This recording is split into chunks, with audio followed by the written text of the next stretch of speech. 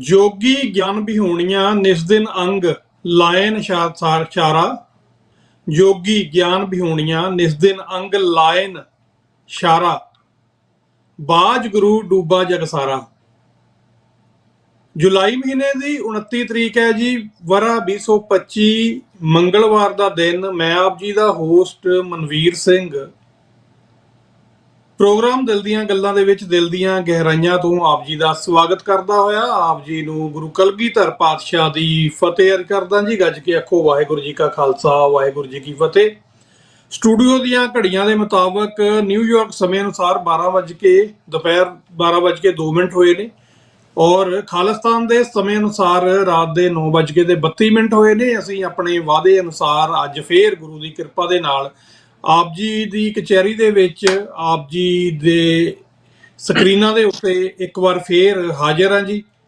ਔਰ ਪ੍ਰੋਗਰਾਮ ਜਿਹੜਾ ਦਿਲ ਦੀਆਂ ਗੱਲਾਂ ਤੁਸੀਂ ਹਰ ਹਫਤੇ ਜਿਹੜਾ ਸੋਮਵਾਰ ਤੋਂ ਸ਼ੁੱਕਰਵਾਰ ਤੱਕ ਲਗਾਤਾਰਤਾ ਦੇ ਨਾਲ ਸੁਣਦੇ ਹੋ, ਸਾਡੇ ਨਾਲ ਜੁੜਦੇ ਹੋ, ਇਹਨੂੰ ਵੇਖਦੇ ਹੋ, ਸ਼ੇਅਰ ਵੀ ਕਰਦੇ ਹੋ, ਤੁਹਾਡਾ ਬਹੁਤ ਬਹੁਤ ਧੰਨਵਾਦ। ਤੁਸੀਂ ਸਾਨੂੰ TV 84 ਚੈਨਲ ਤੇ ਵੇਖ ਸਕਦੇ ਹੋ। ਉਹਦੇ ਨਾਲ ਨਾਲ ਜੇ ਚੈਨਲ ਤੱਕ ਤੁਹਾਡੀ ਰੀਚ ਨਹੀਂ ਹੈ ਤਾਂ ਜਿਹੜੇ ਅਦਰ ਗੈਜਟਸ ਨੇ ਉਹ ਨੇ tv84.tv। ਤੁਸੀਂ ਸਾਨੂੰ ਵੈਬਸਾਈਟ ਤੇ ਵੀ ਦੇਖ ਸਕਦੇ ਹੋ, ਸਾਡੇ ਨਾਲ ਜੁੜ ਸਕਦੇ ਹੋ। ਉਹਦੇ ਨਾਲ ਨਾਲ YouTube, Facebook ਤੇ TV 84 ਦੀ ਐਪ ਰਾਹੀਂ ਵੀ ਤੁਸੀਂ ਸਾਡੇ ਨਾਲ ਸਾਂਝ ਪਾ ਸਕਦੇ ਹੋ, ਪ੍ਰੋਗਰਾਮ ਦੇ ਨਾਲ ਜੁੜ ਸਕਦੇ ਹੋ। ਔਰ ਪ੍ਰੋਗਰਾਮ ਜਦੋਂ ਇਹ ਲਾਈਵ ਸਾਡਾ 1 ਵਜੇ ਤੱਕ ਹੁੰਦਾ ਰੋਜ਼ਾਨਾ, ਤੇ ਜਦੋਂ 1 ਵਜੇ ਇਹ ਪ੍ਰੋਗਰਾਮ ਜਿਹੜਾ ਮੁੱਕਦਾ ਤੇ ਉਹਦੇ ਨਾਲ ਨਾਲ ਹੀ ਅਪਲੋਡ ਕਰ ਦਿੱਤਾ ਜਾਂਦਾ YouTube ਤੇ। ਸੋ ਤੁਸੀਂ ਜੇ ਪ੍ਰੋਗਰਾਮ ਦੇ ਬਿਟਵੀਨ ਸਾਡੇ ਨਾਲ ਜੁੜਦੇ ਹੋ ਜਾਂ ਪ੍ਰੋਗਰਾਮ ਤੋਂ ਬਾਅਦ ਤੁਸੀਂ ਕਿਤੇ ਵੇਖਦੇ ਹੋ ਤਾਂ ਤੁਸੀਂ ਜਿਹੜਾ ਇਹਦੀ ਪੂਰੀ ਰਿਕਾਰਡਿੰਗ ਆ ਜਿਹੜੀ ਬਾਅਦ ਚ ਵੀ TV 84 ਦੇ YouTube ਜਿਹੜੇ ਪੇਜ ਦੇ ਉੱਤੇ, Facebook ਦੇ ਉੱਤੇ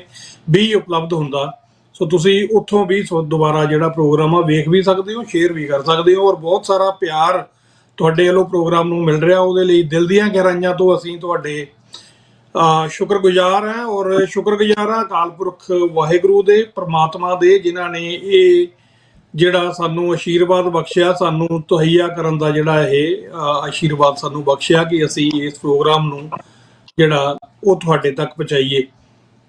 ਸੋ ਪ੍ਰੋਗਰਾਮ ਦੇ ਸਪਾਂਸਰ ਹਮੇਸ਼ਾ ਦੀ ਤਰ੍ਹਾਂ ਜਿਹੜਾ ਹੋਣਗੇ ਅਕਾਲ ਇੰਟਰਪ੍ਰੀਟਰ ਸਰਵਿਸਿਜ਼। ਸਾਡੀ ਇਹ ਫਰਮ ਹੈ, ਅਸੀਂ ਇਸ ਫਰਮ ਰਾਹੀਂ ਦੋ ਭਾਸ਼ੀਏ ਦਾ ਰੋਲ ਅਦਾ ਕਰਦੇ ਹਾਂ। ਤੁਸੀਂ ਜੇ ਦੁਨੀਆ ਦੇ ਕਿਸੇ ਵੀ ਮੁਲਕ ਤੋਂ ਕੋਈ ਤੁਹਾਡਾ ਜਾਣ ਪਛਾਣ ਵਾਲਾ ਜਾਂ ਤੁਸੀਂ ਆਪ ਕੈਨੇਡਾ ਪਹੁੰਚੇ ਹੋ, ਇੱਥੇ ਤੁਹਾਨੂੰ ਸਿਆਸੀ ਪਨਾਹ ਚਾਹੀਦੀ, ਪੋਲੀਟੀਕਲ ਅਸਾਈਲਮ ਚਾਹੀਦਾ, ਤਾਂ ਅਸੀਂ ਤੁਹਾਡੀ ਜਿਹੜੀ ਆ ਵਕੀਲਾਂ ਦੇ ਨਾਲ ਗੱਲਬਾਤ ਕਰਨ ਦੇ ਵਿੱਚ ਮਦਦ ਕਰ ਸਕਦੇ ਹਾਂ, ਤੁਹਾਡਾ ਪੇਪਰ ਵਰਕ ਫਿਲ ਕਰਨ ਦੇ ਵਿੱਚ ਮਦਦ ਕਰ ਸਕਦੇ ਹਾਂ। ਅਸੀਂ ਲਾ ਇਨਫਿਨਿਟੀ ਐਡਵੋਕੇਟਸ LLP ਦੇ ਨਾਲ ਜਿਹੜਾ ਇਹ ਅਟੈਚਮੈਂਟ ਕਰ ਸਕਦੇ ਹਾਂ। ਇਹ ਚੰਗੇ ਵਕੀਲ ਨੇ, ਚੰਗੀਆਂ ਸੇਵਾਵਾਂ ਦਿੰਦੇ ਨੇ। ਸੋ ਤੁਹਾਡਾ ਕੋਈ ਵੀ ਇਮੀਗ੍ਰੇਸ਼ਨ ਦਾ ਮਸਲਾ ਹੋਵੇ, ਕੋਈ ਫੈਮਿਲੀ ਡਿਸਪਿਊਟ ਦਾ ਮਸਲਾ, ਕੋਈ ਬਿਜ਼ਨਸ ਦਾ ਰੌਲਾ ਹੋਵੇ, ਕੋਈ ਵੀ ਹੋਵੇ, ਤਾਂ ਅਸੀਂ ਟਰਾਈ ਕਰਦੇ ਹਾਂ ਕਿ ਕੋਰਟ 'ਚ ਜਾਣ ਤੋਂ ਪਹਿਲਾਂ ਇਹ ਤੁਹਾਡਾ ਜਿਹੜਾ ਮਸਲਾ ਗੁਰਮਤ ਦੀ ਰੋਸ਼ਨੀ ਦੇ ਵਿੱਚ ਸੁਲਝਾ ਦਿੱਤਾ ਜਾਵੇ। ਤੇ ਜੇ ਕੋਰਟ ਜਾਣਾ ਵੀ ਪਵੇ ਤਾਂ ਚੰਗੀ ਟੀਮ ਵਕੀਲਾਂ ਦੀ ਜਿਹੜੀ ਆ ਲਾ ਇਨਫਿਨਿਟੀ ਐਡਵੋਕੇਟਸ ਦੀ ਇਸ ਕੰਮ ਦੇ ਵਿੱਚ ਤੁਹਾਡੀ ਮਦਦ ਕਰਦੀ ਆ। ਔਰ ਪ੍ਰੋਗਰਾਮ ਜਿਹੜਾ ਰਵਾਨਗੀ ਦੇ ਨਾਲ ਚੱਲੇਗਾ। ਔਰ ਇਸ ਰਵਾਨਗੀ ਦੇ ਵਿੱਚ ਅੱਜ ਸਾਡੇ ਨਾਲ doctor Gurvinder Singh ji British Columbia ਤੋਂ ਇੱਕ ਵਾਰ ਫੇਰ ਸੰਗਤਾਂ ਦੇ ਰੂਬਰੂ ਹਾਜ਼ਰ ਨੇ।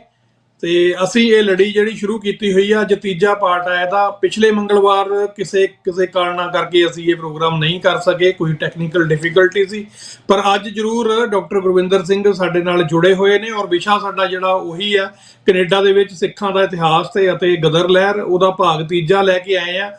ਔਰ ਇਹ ਪ੍ਰੋਗਰਾਮ ਹੋਰ ਵੀ ਉਚੇਚੇ ਤੌਰ ਤੇ ਅੱਜ ਵਿਸ਼ੇਸ਼ਤਾ ਰੱਖਦਾ ਕਿਉਂਕਿ 23 ਤਰੀਕ ਨੂੰ ਜਿਹੜੀ ਲੰਘੀ 23 ਤਰੀਕ ਆ, 23 ਜੁਲਾਈ, ਉਦੋਂ ਗੁਰੂ ਨਾਨਕ ਜਹਾਜ਼ ਦੀ ਜਿਹੜੀ ਐਨੀਵਰਸਰੀ ਸੀ, ਉਸ ਟ੍ਰੈਜਡੀ ਦੀ 111ਵੀਂ ਵਰ੍ਹੇਗੰਢ ਦੇ ਮੌਕੇ ਦੇ ਉੱਤੇ ਸਿਟੀ ਆਫ ਸਰੀ ਵੱਲੋਂ ਜਿਹੜਾ ਇਸ ਦਿਹਾੜੇ ਨੂੰ, ਗੁਰੂ ਨਾਨਕ ਜਹਾਜ਼ ਨੂੰ ਰੈਕਗਨਾਈਜ਼ ਕੀਤਾ ਗਿਆ ਔਰ ਵੱਡਾ ਪ੍ਰੋਗਰਾਮ ਉੱਥੇ ਜਿਹੜਾ ਉਲੀਕਿਆ ਗਿਆ। ਔਰ ਉਸ ਤੋਂ ਬਾਅਦ ਜਿਹੜਾ ਵੈਨਕੂਵਰ ਦੇ ਵਿੱਚ ਵੀ ਇੱਕ ਵੱਡੇ ਪ੍ਰੋਗਰਾਮ ਗੁਰੂ ਨਾਨਕ ਜਹਾਜ਼ ਦੇ ਸੰਬੰਧ ਦੇ ਵਿੱਚ ਹੋਏ ਨੇ।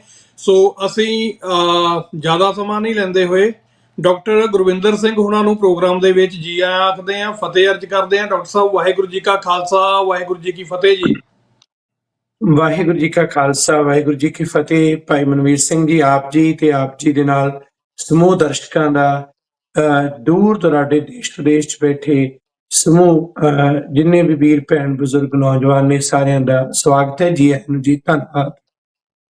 ਬਹੁਤ ਬਹੁਤ ਧੰਨਵਾਦ ਡਾਕਟਰ ਸਾਹਿਬ ਸਮਾਂ ਦੇਣ ਲਈ ਵੀ। ਔਰ ਇੱਕ ਹੋਰ ਪਲਾਂਗ ਆ ਜਿਹੜੀ ਤੁਸੀਂ ਪੰਥ ਦੇ ਵਿਹਾਰ ਤੇ ਜਿਹੜੀ ਹੈ ਇੱਕ ਪੁੱਟੀ ਆ ਲੰਗੀ 23 ਜੁਲਾਈ ਨੂੰ, ਸੋ ਉਹਦੇ ਬਾਰੇ ਜਰੂਰ ਪਹਿਲਾਂ ਦੱਸੋ ਕਿ ਉਹ ਕਿਸ ਤਰ੍ਹਾਂ ਦੇ ਸਮਾਗਮ ਸੀ ਤੇ ਕੀ ਉਹਨਾਂ ਦਾ ਉਦੇਸ਼ ਸੀ।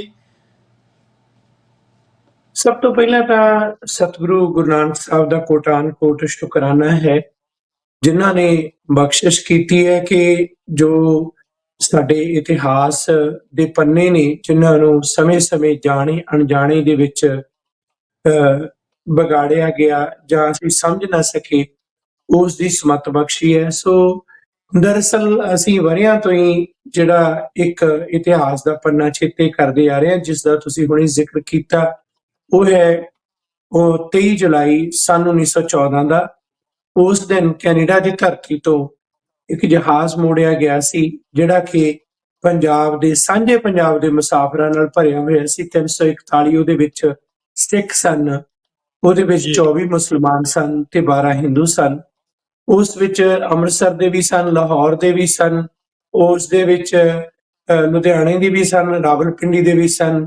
ਉਹਦੇ ਵਿੱਚ ਪੰਜਾਬ ਦੇ ਦੋਨਾਂ ਹਿੱਸਿਆਂ 'ਚ ਸਾਂਝੇ ਮੁਸਾਫਰ ਸਨ ਤੇ ਉਹ ਸਮੂਹ ਪੰਜਾਬੀ ਸਨ, ਤੇ ਉਹਦੇ ਵਿੱਚ ਸਿੱਖ ਜਿਹੜੇ ਸਨ ਵੱਡੀ ਗਿਣਤੀ ਦੇ ਵਿੱਚ ਸਨ, ਕਿਉਂਕਿ ਇਨੀਸ਼ੀਏਟਿਵ ਜਿਹੜਾ ਹੈ ਉਹ ਸਿੱਖਾਂ ਵੱਲੋਂ ਲਿਆ ਗਿਆ ਸੀ। ਦਰਅਸਲ ਉਸ ਨਾਂ ਨੂੰ, ਜਹਾਜ਼ ਨੂੰ, ਉਸ ਵੇਲੇ ਦੀ ਬ੍ਰਿਟਿਸ਼ ਕਲੋਨੀਅਲ ਜਿਹੜੀ ਕੰਪਨੀ ਬਕਾਇਦਾ ਤੌਰ ਤੇ ਈਸਟ ਇੰਡੀਆ ਕੰਪਨੀ ਤੋਂ ਸ਼ੁਰੂ ਹੋ ਕੇ ਭਾਰਤ ਤੇ ਜਿਸ ਨੇ ਰਾਜ ਕੀਤਾ ਬ੍ਰਿਟਿਸ਼ ਸਰਕਾਰ ਨੇ, ਕੈਨੇਡਾ ਵੀ ਬ੍ਰਿਟਿਸ਼ ਡੋਮੀਨੀਅਨ ਹੀ ਸੀ।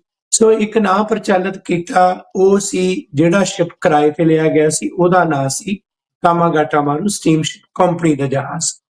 ਸੋ ਉਸ ਜਹਾਜ਼ ਦੇ ਨਾਂ ਨੂੰ ਇੰਨਾ ਮਸ਼ਹੂਰ ਕਰ ਦਿੱਤਾ ਕਿ ਲੋਕਾਂ ਦੀ ਜ਼ੁਬਾਨ ਤੇ ਚੜ ਗਿਆ ਇੱਕ ਬੇਟੱਬਾ ਜਿਹਾ ਨਾਮ, ਜਿਹੜਾ ਕਿ ਸਾਡੇ ਨਾਲ ਨਾ ਵਿਰਸੇ ਪੱਖੋਂ ਸਾਂਝ ਰੱਖਦਾ, ਨਾ ਜ਼ੁਬਾਨ ਪੱਖੋਂ ਰੱਖਦਾ ਹੈ। ਜਾਪਾਨੀ ਭਾਸ਼ਾ ਤੇ ਉੱਥੋਂ ਦੇ ਲੋਕ ਸਤਿਕਾਰ ਦੇ ਪਾਤਰ ਨੇ, ਪਰ ਇਹ ਇੱਕ ਜਿਹੜਾ ਬ੍ਰਿਟਿਸ਼ ਕਲੋਨੀਅਲ ਸਿਸਟਮ ਦੇ ਦੌਰਾਨ ਜਿਹੜੀ ਕਾਰਪੋਰੇਟ ਕੰਪਨੀ ਦਾ ਨਾਂ ਲਿਆ ਗਿਆ। ਉਸ ਵੇਲੇ ਜਿਹੜਾ ਕਾਮਾਗਾਟਾ ਮਾਰੂ ਜਹਾਜ਼ ਸੀ, ਉਸ ਜਹਾਜ਼ ਨੂੰ ਬਾਬਾ ਗੁਰਦਿੱਤ ਸਿੰਘ ਜੀ ਉਹਨਾਂ ਨੇ ਚਾਰਟਰ ਕੀਤਾ ਸੀ $66,000 ਤੇ। ਸੋ ਉਸ ਤੋਂ ਬਾਅਦ ਉਸ ਜਹਾਜ਼ ਦਾ ਨਾਮਕਰਨ ਹੋਇਆ, ਕਿਉਂਕਿ ਇਸ ਤਰ੍ਹਾਂ ਹੁੰਦਾ ਸੀ ਕਿ ਜਿਵੇਂ ਕੰਪਨੀਆਂ ਬਹੁਤ ਵਾਰ ਉੱਥੇ ਜਹਾਜ਼ ਰੀਆ ਮਾਰੂ, ਪਨਾਮਾ ਮਾਰੂ, ਹੋਰ ਸਾਰੇ ਅਲੱਗ-ਅਲੱਗ ਆਉਂਦੇ ਸਨ, ਬਹੁਤ ਸਾਰੀਆਂ ਕੰਪਨੀਆਂ ਜਹਾਜ਼ ਦਿੰਦੀਆਂ ਸਨ, ਤੇ ਉਸ ਤੋਂ ਬਾਅਦ ਉਹਦੇ ਇੱਕ ਜਹਾਜ਼ ਦੇ ਦੋ ਨਾਮ ਹੁੰਦੇ ਸਨ। ਇੱਕ ਉਹ ਨਾਮ ਜਿਹੜਾ ਉਸ ਕੰਪਨੀ ਦਾ ਸੀ, ਇੱਕ ਉਹ ਨਾਮ ਜਿਨ੍ਹਾਂ ਨੇ ਲਿਆ ਉਹਨਾਂ ਦਾ ਸੀ। ਸਾਡੇ ਨਾਲ ਬੜੀ ਵੱਡੀ ਤਰਾਸਦੀ ਹੋਈ, ਇਹ ਤਰਾਸਦੀ ਹੋਈ ਕਿ ਇੱਕ ਪਾਸੇ ਤਾਂ ਜਿਹੜੇ ਸਾਡੇ ਮੁਸਾਫਰਾਂ ਨਾਲ ਧੱਕਾ ਹੋਇਆ, ਉਹਨਾਂ ਨਾਲ ਨਸਲਵਾਦ ਹੋਇਆ, ਉਹਨਾਂ ਤੇ ਜ਼ੁਲਮ ਢਾਇਆ ਗਿਆ। 2 ਮਹੀਨੇ ਤੱਕ ਇਹ ਜਹਾਜ਼ ਜਿਹੜਾ ਵੈਨਕੂਵਰ ਦੀ ਬੰਦਰਗਾਹ ਤੇ ਰੁਕਿਆ ਗਿਆ, ਖੁੱਲੇ ਅਸਮਾਨ ਹੇਠ ਸਮੁੰਦਰ 'ਚ ਪਹਿਲਾ ਜਿਹੜਾ ਫਲੋਟਿੰਗ ਗੁਰਦੁਆਰਾ ਅਸੀਂ ਕਹਿ ਸਕਦੇ ਹਾਂ ਉੱਥੇ ਸੀ, ਕਿਉਂਕਿ ਗੁਰੂ ਗ੍ਰੰਥ ਸਾਹਿਬ ਪ੍ਰਕਾਸ਼ ਸਨ। ਪਰ ਉਸ ਜਹਾਜ਼ ਨੂੰ ਧੱਕੇ ਨਾਲ 23 ਜੁਲਾਈ ਨੂੰ ਮੋੜਿਆ ਗਿਆ। ਇਹ ਤਾਂ ਇੱਕ ਟ੍ਰੈਜਡੀ ਸੀ ਜਿਸ ਦਾ ਸਾਹਮਣਾ ਜੋ ਉਸ ਵੇਲੇ ਦੇ ਯੋਧਿਆਂ ਨੇ ਕੀਤਾ। ਦੂਜਾ ਦੁਖਾਂਤ ਇਹ ਵਾਪਰਿਆ ਕਿ ਸਾਡੇ ਇਤਿਹਾਸ ਦੇ ਉੱਪਰ ਇਸ ਤਰ੍ਹਾਂ ਦਾ ਪਰਛਾਵਾਂ ਇਸ ਜਿਹੜੀ ਕਾਰਪੋਰੇਟ ਕੰਪਨੀ ਦਾ ਪਿਆ ਕਿ ਸਾਡੇ ਲੋਕਾਂ ਦੇ ਦਿਮਾਗਾਂ ਤੇ ਪੜਦੇ ਹੀ ਪੈ ਗਏ। ਅਸੀਂ ਸੋਚਣਾ ਹੀ ਬੰਦ ਕਰ ਦਿੱਤਾ। ਅਸੀਂ ਆਪਣੇ ਦਸਤਾਵੇਜ਼ ਬ੍ਰਿਟਿਸ਼ ਕਲੋਨੀਅਲ ਸਿਸਟਮ ਤੋਂ ਉਧਾਰੇ ਲੈ ਲਏ, ਉਸ ਵੇਲੇ ਦੇ ਨਸਲਵਾਦੀ ਅਖਬਾਰਾਂ ਨੂੰ ਚੱਕ ਲਿਆ, ਉਸ ਵੇਲੇ ਦੀਆਂ ਜਿਹੜੀਆਂ ਉਹ ਕਟਿੰਗ ਸੀ ਜਿਹੜੀਆਂ ਉਹਨਾਂ ਨੂੰ ਚੱਕ ਲਿਆ, ਜਿਹਦੇ ਵਿੱਚ ਉਹ ਸਰਕਾਰ ਕਹਿੰਦੀ ਸੀ ਹਿੰਦੂ ਕੇਮ ਔਨ ਕਾਮਾਗਾਟਾ ਮਾਰੂ, ਹਿੰਦੂ ਕੇਮ ਔਨ ਜਾਪਾਨੀ ਸ਼ਿਪ। ਅਸੀਂ ਉਹ ਚੱਕ ਲਿਆ। ਸਾਡੀ ਆਤਮਾ ਨੂੰ ਹਲੂਣਾ ਨਾ ਹੋਇਆ ਵੀ ਇਹ ਗੱਲ ਕੀ ਹੈ, ਵੀ ਇਹ ਕਿਹੋ ਜਿਹਾ ਨਾਮ ਹੈ, ਕਿਹੋ ਜਿਹੀ ਗੱਲ ਹੈ। ਤੇ ਮੁਸਾਫਰਾਂ ਦੀ ਕਹਾਣੀ ਤਾਂ ਸਾਡੀ ਸੀ, ਦੁਖਾਂਤ ਤਾਂ ਸਾਡਾ ਸੀ। ਅਸੀਂ ਇੱਕ ਵਾਰ ਵੀ ਮੂਲ ਸਰੋਤ ਨਾ ਦੇਖਿਆ। ਮੂਲ ਸਰੋਤ ਸੀ ਬਾਬਾ ਗੁਰਦਿੱਤ ਸਿੰਘ ਜੀ ਦੀ ਆਟੋਬਾਇਓਗ੍ਰਾਫੀ, ਉਹਨਾਂ ਦੀ ਸਵੈ ਜੀਵਨੀ 1921 ਦੇ ਵਿੱਚ। ਉਹ ਜਿਹੜੀ ਸਵੈ ਜੀਵਨੀ ਸੀ ਉਸ ਦੇ ਉੱਪਰ ਬ੍ਰਿਟਿਸ਼ ਪੰਜਾਬ ਸਰਕਾਰ ਨੇ ਬੈਨ ਲਾ ਦਿੱਤਾ ਸੀ ਇਸ ਤੋਂ ਪਹਿਲਾਂ ਕਿ ਲੋਕਾਂ ਦੇ ਹੱਥਾਂ ਜਾਵੇ। ਉਸ ਦੇ ਡਾਕੂਮੈਂਟੇਸ਼ਨ ਸਾਡੇ ਕੋਲ ਨੇ, ਉਹ ਜਿਹੜੇ ਬੈਨ ਲੱਗੇ ਨੇ ਉਹ ਬ੍ਰਿਟਿਸ਼ ਸਰਕਾਰ ਦੀਆਂ ਚਿੱਠੀਆਂ ਸਾਡੇ ਕੋਲ ਨੇ। ਉਹਦਾ ਸਿਰਲੇਖ ਸੀ ਗੁਰੂ ਨਾਨਕ ਜਹਾਜ਼। ਬੁੱਕ ਦਾ ਜੀ ਨਾਮ ਗੁਰੂ ਨਾਨਕ ਜਹਾਜ਼। ਗੁਰੂ ਨਾਨਕ ਜਹਾਜ਼ ਦੇ ਮੁਸਾਫਰਾਂ ਦੀ ਕਥਾ ਐਂ ਹੀ ਲਿਖਿਆ ਹੋਇਆ ਉਹਦੇ ਚ, ਤੇ ਨਾਲ ਇੰਗਲਿਸ਼ ਦੇ ਵਿੱਚ ਉਹ ਛਪੇ ਹੋਏ ਨੇ। ਦਰਅਸਲ ਉਹ ਓਰੀਜਨਲ ਉਹਨਾਂ ਦੀ ਆਤਮ ਕਥਾ ਸੀ, ਫਸਟ ਹੈਂਡ ਇਨਫੋਰਮੇਸ਼ਨ ਸੀ। ਜਿਨ੍ਹਾਂ ਬੰਦਿਆਂ ਨੇ ਦੁੱਖ ਝੱਲਿਆ ਉਹਨਾਂ ਦੀ ਇੱਕ ਇੱਕ ਦਿਨ ਦੀ ਕਹਾਣੀ ਸੀ, ਇੱਕ ਇੱਕ ਪਲ ਦੀ ਕਹਾਣੀ ਸੀ। ਪਰ ਅਫਸੋਸ ਕਿ ਯੂਨੀਵਰਸਿਟੀਆਂ 'ਚ ਬੈਠੇ ਸਾਡੇ ਵਿਦਵਾਨ, ਸਾਡੇ ਖੋਜੀ, ਸਾਡੇ ਸਿਆਸਤਦਾਨ, ਸਾਰਿਆਂ ਦੇ ਉੱਪਰ ਹੀ ਇਹ ਪਰਦਾ ਪੈ ਗਿਆ, ਜਾਂ ਇੰਨਾ ਜ਼ਿਆਦਾ ਕਿਸੇ ਚੀਜ਼ ਨੂੰ ਬੋਲਿਆ ਗਿਆ ਕਿ ਲੋਕਾਂ ਨੂੰ ਸਮਝਣਾ ਔਖਾ ਹੋ ਗਿਆ। ਬਲਕਿ ਇਸ ਤਰ੍ਹਾਂ ਹੋ ਗਿਆ ਕਿ ਜਿਵੇਂ ਇੱਕ ਗਲਤ ਗੱਲ ਨੂੰ 100 ਵਾਰੀ ਕਹੋ ਤਾਂ ਉਹ ਗਲਤ ਗੱਲ ਹੀ ਸਹੀ ਜਾਪਣ ਲੱਗ ਜਾਂਦੀ ਹੈ। ਇੱਕ ਝੂਠ ਨੂੰ ਵਾਰ-ਵਾਰ ਦੁਹਰਾਓ ਤੇ ਉਹ ਝੂਠ ਸੱਚ ਜਾਪਣ ਲੱਗ ਪੈਂਦਾ ਹੈ। ਹੁਣ ਜਦੋਂ ਉਹ ਬਾਬਾ ਜੀ ਦੀ ਮੂਲ ਜਿਹੜੀ ਆਟੋਬਾਇਓਗ੍ਰਾਫੀ ਉਹਨੂੰ ਸੰਪਾਦਕ ਡਾਕਟਰ ਗੁਰਦੇਵ ਸਿੰਘ ਸਿੱਧੂ ਜੀ ਨੇ ਕੀਤਾ, ਅਸੀਂ ਉਸ ਨੂੰ ਪ੍ਰਿੰਟ ਕਰਾਇਆ, ਉਸ ਦੀ ਓਰੀਜਨਲ ਜਿਹੜੀ ਹੈ ਉਹ ਵੀ ਸੰਭਾਲ ਕੇ ਰੱਖੀ, ਤੇ ਜਿਹੜੀ ਪ੍ਰਿੰਟ ਕਰਾ ਕੇ ਸਾਰੇ ਪਾਸੇ ਵੰਡੀ, ਤੇ ਸਾਨੂੰ ਕੁਝ ਖੱਬੇ ਪੱਖੀ ਤਾਕਤਾਂ, ਕੁਝ ਸਰਕਾਰ ਪ੍ਰਸਤਾਂ ਨੇ ਇਸ ਗੱਲ ਤੇ ਘੇਰਨ ਦੀ ਕੋਸ਼ਿਸ਼ ਕੀਤੀ ਕਿ ਤੁਸੀਂ ਕਿੱਥੋਂ ਗੁਰੂ ਨਾਨਕ ਜਹਾਜ਼ ਸ਼ਬਦ ਲੈ ਆਂਦਾ। ਇਹ ਗੱਲ ਬੜੀ ਵੱਡੀ ਚੁਣੌਤੀ ਵਾਲੀ ਸੀ। ਜਿਹੜਾ ਸਵਾਲ ਤੁਸੀਂ ਆਰੰਭ ਦੇ ਵਿੱਚ ਖੁਸ਼ੀ ਵਾਲਾ ਕੀਤਾ ਕਿ ਸਰੀ ਸਿਟੀ ਨੇ ਇਸ ਨੂੰ ਗੁਰੂ ਨਾਨਕ ਜਹਾਜ਼ ਯਾਦਗਾਰੀ ਦਿਹਾੜਾ ਐਲਾਨਿਆ, ਤੇ ਤੁਸੀਂ ਜੀ ਆਪਣੀ ਸਕਰੀਨ ਤੇ ਦਰਸ਼ਕਾਂ ਲਈ ਵੀ ਦੱਸਿਆ, ਤੇ ਜਿਸ ਤਰ੍ਹਾਂ ਪਹਿਲਾਂ ਦੱਸਿਆ ਕਿ ਕੈਨੇਡਾ ਜਾਂ ਉੱਤਰੀ ਅਮਰੀਕਾ 'ਚ ਸਿੱਖਾਂ ਦੇ ਇਤਿਹਾਸ ਦੀ ਲੜੀ ਇਹ ਇੱਕ ਐਸੀ ਸੁਨਹਿਰੀ ਤੇ ਮਹੱਤਵਪੂਰਨ ਲੜੀ ਹੈ ਜਿਹੜੀ ਕਿ ਜਜ਼ਬੇ ਦੀ ਸਾਂਝ ਵੀ ਰੱਖਦੀ ਹੈ, ਦਿਲ ਦੇ ਵਿੱਚ ਸਾਡੇ ਇੱਕ ਹਲੂਣਾ ਵੀ ਹੁੰਦਾ ਹੈ। ਤੇ ਉਸ ਤੋਂ ਵੱਡੀ ਗੱਲ ਭਾਈ ਮਨਵੀਰ ਸਿੰਘ ਜੀ, ਕਿਉਂਕਿ ਤੁਸੀਂ ਬੜੇ ਗੁਰਸਿੱਖੀ ਨੂੰ ਸਮਰਪਿਤ ਹੋ, ਤੇ ਮੈਂ ਕਹਿ ਸਕਦਾ ਕਿ ਇਹ ਲੜੀ ਦੇ ਵਿੱਚ ਆਹ ਜਿਹੜਾ ਐਪੀਸੋਡ ਹੈ ਇਹ ਗੁਰੂ ਨਾਨਕ ਸਾਹਿਬ ਦੇ ਚਰਨਾਂ 'ਚ ਖੜੇ ਹੋ ਕੇ ਮਾਫੀ ਮੰਗਣ ਦਾ ਐਪੀਸੋਡ ਕਰ ਰਹੇ ਹਾਂ ਜੀ ਕਿ ਸਤਿਗੁਰੂ ਜੀਓ, ਅਸੀਂ ਤੁਹਾਡੇ ਦਿੱਤੇ ਹੋਏ ਨਾਂ ਨੂੰ ਪਿੱਠ ਕੀਤੀ, ਅਤੇ ਅਸੀਂ ਇਸ ਗੱਲ ਨੂੰ ਜਾਣਦਿਆਂ ਹੋਇਆਂ ਕਿ ਉਹ ਮੁਸਾਫਰ ਜਿਹੜੇ 2 ਮਹੀਨੇ ਵੈਨਕੂਵਰ ਬੰਦਰਗਾਹ ਤੇ ਚੜ੍ਹਦੀ ਕਲਾ 'ਚ ਰਹੇ, ਜਿਹੜੇ 2 ਮਹੀਨੇ ਇੱਥੇ ਆਉਂਦਿਆਂ ਹੋਇਆਂ ਅਖੰਡ ਪਾਠ ਤੇ ਸਹਿਜ ਪਾਠ ਕਰਦੇ ਰਹੇ, ਜਿਹੜੇ ਇੰਨੀ ਦਲੇਰੀ ਨਾਲ ਚੱਲੇ, ਉਹਨਾਂ ਨੂੰ ਸਪਿਰਿਟ ਦਾ ਗੁਰੂ ਨਾਨਕ ਸਾਹਿਬ ਤੁਹਾਡੇ ਚਰਨਾਂ 'ਚੋਂ ਮਿਲੀ ਸੀ। ਸਾਡੇ ਦਿਮਾਗਾਂ ਤੇ ਐਸਾ ਪੜਦਾ ਪਿਆ ਤੇ ਅਸੀਂ ਕਾਰਪੋਰੇਟ ਕੰਪਨੀ ਦੇ ਸੋਲੇ ਗਾਏ, ਉਹਦਾ ਨਾਂ ਅਮਰ ਕਰ ਦਿੱਤਾ, ਉਹਦੇ ਨਾਂ ਦੀਆਂ ਮਾਫੀਆਂ ਮੰਗਾ ਲੀਆਂ, ਉਹਦੇ ਨਾਂ ਤੇ ਸਥਾਨਾਂ ਦੇ ਨਾਂ ਰੱਖ ਦਿੱਤੇ, ਉਹਦੇ ਨਾਂ ਤੇ ਸੜਕਾਂ ਦੇ ਨਾਂ ਰੱਖ ਦਿੱਤੇ, ਉਹਨੂੰ ਬੱਚੇ ਬੱਚੇ ਦੀ ਜ਼ੁਬਾਨ ਤੇ ਮਸ਼ਹੂਰ ਕਰ ਦਿੱਤਾ। ਪਰ ਸਤਿਗੁਰੂ ਤੇਰਾ ਨਾਮ ਜਿਹੜੇ ਨਾਂ ਦਾ ਬਲ ਆਸਰਾ, ਬਲ ਛੁੱਟ ਕੇ ਉਹ ਬੰਧਨ ਭਰੇ, ਜਿਹੜਾ ਆਸਰਾ ਜਿੱਥੋਂ ਮਿਲਿਆ ਉਸ ਆਸਰੇ ਨੂੰ ਸਤਿਗੁਰੂ ਜੀ ਅਸੀਂ ਅੱਖੋਂ ਪਰੋਖੇ ਕਰ ਦਿੱਤਾ। ਸਕਰੀਨ ਤੇ ਜਿਹੜੀ ਤੁਸੀਂ ਗੁਰੂ ਨਾਨਕ ਜਹਾਜ਼ ਕਿਤਾਬ ਦਿਖਾ ਰਹੇ ਹੋ, ਇਹ ਅਸੀਂ ਇਥੋਂ ਰੀਪ੍ਰਿੰਟ ਕਰਾ ਕੇ ਇਸ ਦੀ ਸੰਪਾਦਨਾ ਦੇ ਵਿੱਚ ਜਾਣਕਾਰੀ ਕੈਨੇਡਾ ਦੀ ਧਰਤੀ ਤੋਂ ਲੈ ਕੇ ਇਸ ਨੂੰ ਪ੍ਰਕਾਸ਼ਿਤ ਕੀਤਾ, ਤੇ ਫਿਰ ਸਫ਼ਰ ਸਾਡਾ ਸ਼ੁਰੂ ਹੋਇਆ ਗੁਰੂ ਨਾਨਕ ਜਹਾਜ਼ ਨਾਂ ਦੀ ਬਹਾਲੀ ਦਾ, ਜਿਸ ਦੇ ਵਿੱਚ ਸਾਨੂੰ ਇੱਥੋਂ ਦੀ ਜਿਹੜੀ ਪ੍ਰਮੁੱਖ ਸੰਸਥਾ ਜਿਹਦੇ ਤੇ ਕਿਸੇ ਸਮੇਂ ਗਦਰੀ ਬਾਬਿਆਂ ਨੇ ਉਪਰਾਲੇ ਕੀਤੇ ਸਨ, ਉੱਥੇ ਜਾ ਕੇ ਬੇਨਤੀ ਕਰਨੀ ਪਈ। ਸਕਰੀਨ ਤੇ ਤੁਸੀਂ ਡਾਕਟਰ ਹਿਊ ਜੌਨਸਟਨ ਦੀ ਇੱਕ ਸਟੇਟਮੈਂਟ ਦਿਖਾ ਰਹੇ ਹੋ। In the spring of 1914, a committee of 6 led by Baba Gurditt Singh Ji, a wealthy Sikh from Singapore, chartered the steamer Kamagata-Maru to carry Indian immigrants to Canada. They had a sense of mission and they called it Guru Nanak Jahaz after the first Sikh Guru. 1989 1999 ਚ Simon Fraser university ਦੇ ਸਾਬਕਾ professor doctor ਹਿਊ Johnston, ਜਿਹੜੇ ਹੁਣ ਵੀ ਜਿਉਂਦੇ ਨੇ, ਉਹਨਾਂ ਦੀ ਉਸ ਵੇਲੇ ਦੀ ਲਿਖੀ ਕਿਤਾਬ ਦਾ ਆਰੰਭਿਕ ਸ਼ਬਦ ਨੇ, ਜਿਹੜੇ ਕਿ ਅਸੀਂ ਜਦੋਂ ਦਿਖਾਉਂਦੇ ਸਾਂ ਇਸ ਵੇਲੇ ਕਾਬਜ਼ ਯੂਨੀਵਰਸਿਟੀਆਂ ਦੀ ਕੈਨੇਡਾ 'ਚ ਵੀ ਪ੍ਰੋਫੈਸਰਾਂ ਨੂੰ, ਉਹਨਾਂ ਦੇ ਵਿੱਚੋਂ ਕਈ ਇਸ ਤਰ੍ਹਾਂ ਦੇ ਨੇ ਜਿਹੜੇ ਕਹਿੰਦੇ ਸਨ ਕਿ ਇਹ ਤੁਸੀਂ ਜੀ ਕਿੱਥੋਂ ਪੇਸ਼ ਕਰ ਦਿੱਤੀ ਗੱਲ। ਉਹਨਾਂ ਨੂੰ ਇਸ ਗੱਲ ਦਾ ਅਹਿਸਾਸ ਕਰਵਾਇਆ ਕਿ ਇਹ ਸੱਚ ਜਿਹੜਾ, ਇਸ ਤੋਂ ਤੁਸੀਂ ਮੁਨਕਰ ਨਹੀਂ ਹੋ ਸਕਦੇ। ਜਿਹੜੇ ਵੀ ਸਾਡੇ ਦਸਤਾਵੇਜ਼ ਨੇ ਉਹ ਇਸ ਨੂੰ ਗੁਰੂ ਨਾਨਕ ਜਹਾਜ਼ ਕਹਿੰਦੇ ਨੇ। ਜਿਹੜੇ ਬ੍ਰਿਟਿਸ਼ ਹਕੂਮਤ ਤੇ ਜਿਨ੍ਹਾਂ ਨੇ ਧੱਕੇ ਨਾਲ ਤੁਹਾਨੂੰ ਇੱਥੋਂ ਕੱਢਿਆ, ਜਿਨ੍ਹਾਂ ਨੇ ਜ਼ੁਲਮ ਕੀਤਾ, ਉਹਨਾਂ ਦੀ ਕਹਾਣੀ ਬਿਆਨ ਕਰਦਿਆਂ ਹੋਇਆ ਜੋ ਲਿਖਿਆ, ਉਹ ਇਹ ਕੁਝ ਲਿਖ ਰਹੇ ਨੇ ਫਿਰ ਤਾਂ ਉਹ ਗੱਲ ਹੋ ਗਈ ਮਹਾਰਾਜਾ ਰਣਜੀਤ ਸਿੰਘ ਦੇ ਬਾਰੇ ਜੇ ਜਾਣਨਾ ਤਾਂ ਪਹਿਲਾਂ ਬ੍ਰਿਟਿਸ਼ ਲੇਖਕਾਂ ਨੂੰ ਪੜ੍ਹੋ ਜਿਹੜੇ ਉਸ ਦੀ ਕਿਰਦਾਰਕੁਸ਼ੀ ਕਰਦੇ ਨੇ, ਜਾਂ ਉਹ ਝੋਲੀ ਚੁੱਕ ਪੜ੍ਹੋ ਜਿਹੜੇ ਕਿ ਉਸ ਵੇਲੇ ਬ੍ਰਿਟਿਸ਼ ਸਰਕਾਰ ਦੀ ਸਹੁੰ ਖਾ ਕੇ ਆਪਣੀਆਂ ਕਿਤਾਬਾਂ ਲਿਖਦੇ ਸਨ। ਉਹਨਾਂ ਦੇ ਜੀ ਹਵਾਲੇ ਨਾਲ ਸਾਡੇ ਬਲਦੇਵ ਸੜਕਨਾਮੇ ਵਰਗੇ, ਸੂਰਜ ਦੀ ਅੱਖ ਲਿਖ ਦਿੰਦੇ ਨੇ, ਕਈ ਹੋਰ ਲਿਖ ਦਿੰਦੇ ਨੇ ਜਿਹੜੇ ਕਿਰਦਾਰਕੁਸ਼ੀ ਕਰਦੇ ਨੇ। ਤੇ ਮੁੜ ਕੇ ਜਦੋਂ ਜਵਾਬ ਪੁੱਛੀਦਾ, ਦੇਖੋ ਜੀ ਗ੍ਰਿਫਨ ਨੂੰ ਪੜ੍ਹੋ, ਦੇਖੋ ਜੀ ਲਤੀਫ ਨੂੰ ਪੜ੍ਹੋ। ਲਤੀਫ ਤਾਂ ਆਰੰਭ ਦੇ ਵਿੱਚ ਇਹ ਲਿਖਦਾ ਕਿ ਮੈਂ ਇੱਕ ਕਿਤਾਬ ਹੀ ਮਹਾਰਾਣੀ ਨੂੰ ਸਮਰਪਿਤ ਕਰਦਾ, ਉਹਦੀ ਰਿਆਇਆ ਨੂੰ ਬਚਾਇਆ, ਤੇ ਉਹਦਾ ਸਰਟੀਫਿਕੇਟ ਸਾਡੇ ਯੋਧੇ ਦਾ, ਸਾਡੇ ਮਹਾਨ ਉਸ ਸੂਰਮੇ ਦਾ ਸਰਟੀਫਿਕੇਟ ਉਹ ਤੋਂ ਲੈਣਾ। ਸੋ ਇਹੀ ਜੀ ਚੀਜ਼ ਅੱਜ ਲੇਖਕਾਂ ਨੇ ਸ਼ੁਰੂ ਕਰ ਦਿੱਤੀ, ਜਿਨ੍ਹਾਂ ਲੇਖਕਾਂ ਦਾ ਪੂਰੇ ਦਾ ਪੂਰਾ ਇੱਕ ਹਜੂਮ ਇਸ ਕਿਸਮ ਦਾ, ਜਿਨ੍ਹਾਂ ਦੇ ਵਿੱਚ ਜਿਹੜੀ ਇੱਥੋਂ ਦੀ ਖਾਲਸਾ ਦੀਵਾਨ ਸੁਸਾਇਟੀ, ਉੱਥੋਂ ਦੇ ਜਿਹੜੇ ਚੌਧਰੀ ਆ ਉਹਨਾਂ ਨੂੰ ਵੀ ਤਕਲੀਫ ਹੋਈ। ਅਸੀਂ ਤਾਂ ਜੀ ਹੁਣ ਤੱਕ ਏਡੀ ਵੱਡੀ ਸਮਾਰਕ ਕਾਮਾਗਾਟਾ ਮਾਰੂ ਤੇ ਬਣਾ ਦਿੱਤੀ ਸੀ, ਅਸੀਂ ਕਿਵੇਂ ਇਹਨੂੰ ਬਦਲ ਗਏ? ਤੁਸੀਂ ਕਿੱਥੋਂ ਇਹ ਗੱਲ ਲੈਣ ਦੀ? ਫਿਰ ਇੱਥੇ ਇੱਕ ਮੇਲਾ ਕਰਾਉਣ ਵਾਲਾ ਸੱਜਣ ਹੈ, ਉਹਨੂੰ ਬੜੀ ਤਕਲੀਫ ਹੋਈ ਅਤੇ ਉਸਨੇ ਇਸ ਗੱਲ ਨੂੰ ਅੱਖੋਂ ਪਰੋਖੇ ਕਰਦਿਆਂ ਇਹ ਗੱਲ ਦਾ ਢੰਡੋਰਾ ਪਿੱਟਣਾ ਸ਼ੁਰੂ ਕਰ ਦਿੱਤਾ ਕਿ ਜਿਹੜੇ ਲੋਕ ਗੁਰੂ ਨਾਨਕ ਜਹਾਜ਼ ਦੀ ਗੱਲ ਕਰ ਰਹੇ ਨੇ ਇਹ ਗੁੰਮਰਾਹ ਕਰ ਰਹੇ ਨੇ। ਫਿਰ ਸਾਨੂੰ ਉਹਦੇ ਨਾਲ ਸਿੱਝਣਾ ਪਿਆ। ਅਸੀਂ ਹਰ ਗੱਲ ਨੂੰ ਤੱਥਾਂ ਨਾਲ, ਨਿਮਰਤਾ ਨਾਲ, ਸਤਿਕਾਰ ਨਾਲ ਅਤੇ ਗੁਰੂ ਦੇ ਓਟ ਆਸਰੇ ਨਾਲ ਸਾਂਝਾ ਕਰ ਰਹੇ ਹਾਂ।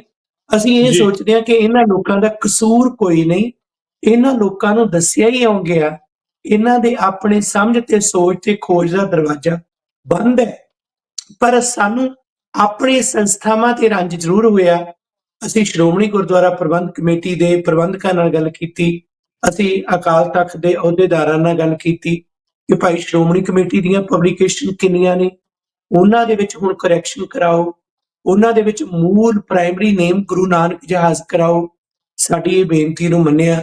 ਕੁਝ ਪਾਰਲੀਮੈਂਟੇਰੀਅਨ ਨਾਲ ਅਸੀਂ ਗੱਲ ਕੀਤੀ, ਪੰਜਾਬ ਤੋਂ ਕੈਨੇਡਾ ਆਏ ਹੋਏ ਕੁਝ ਸੱਜਣ ਆਪਣੇ ਨਿੱਜੀ ਦੌਰਿਆਂ ਤੇ ਆਉਂਦੇ, ਉਹਨਾਂ ਨੂੰ ਇਹ ਗੁਜ਼ਾਰਿਸ਼ ਕੀਤੀ ਕਿ ਹੋਰ ਵਿਚਾਰਾਂ ਦੇ ਨਾਲ ਅਸੀਂ ਸਹਿਮਤ ਹੋ ਸਕਦੇ ਹਾਂ, ਤੁਸੀਂ ਇਹ ਸਹਿਮਤ ਹੋ ਸਕਦੇ ਹੋ, ਪਰ ਆਹ ਜਿਹੜਾ ਵਿਸ਼ਾ ਗੁਰੂ ਨਾਨਕ ਜਹਾਜ਼ ਦੇ ਨਾਂ ਦੀ ਬਹਾਲੀ ਦੇ ਵਾਸਤੇ, ਤੇ ਉਹਨਾਂ ਸਾਡੀ ਗੱਲ ਨੂੰ ਸੁਣਿਆ। ਸੋ ਸਾਡਾ ਹਰ ਉਸ ਪੱਧਰ ਤੇ ਉਪਰਾਲਾ ਰਿਹਾ ਤੇ ਆਖਿਰਕਾਰ city of Surrey the mayor ਬ੍ਰਿੰਡਾ lock, ਜਦੋਂ ਅਸੀਂ ਉਹਨਾਂ ਨੂੰ ਜਾ ਕੇ ਤੱਥ ਰੱਖੇ, ਇਤਿਹਾਸ ਦੱਸਿਆ, ਸਾਰਾ ਵੇਰਵਾ ਦਿੱਤਾ, ਤੇ ਉਸ ਤੋਂ ਬਾਅਦ ਉਹਨਾਂ ਨੇ ਇਹ ਗੱਲ ਨੂੰ ਸਮਝਿਆ।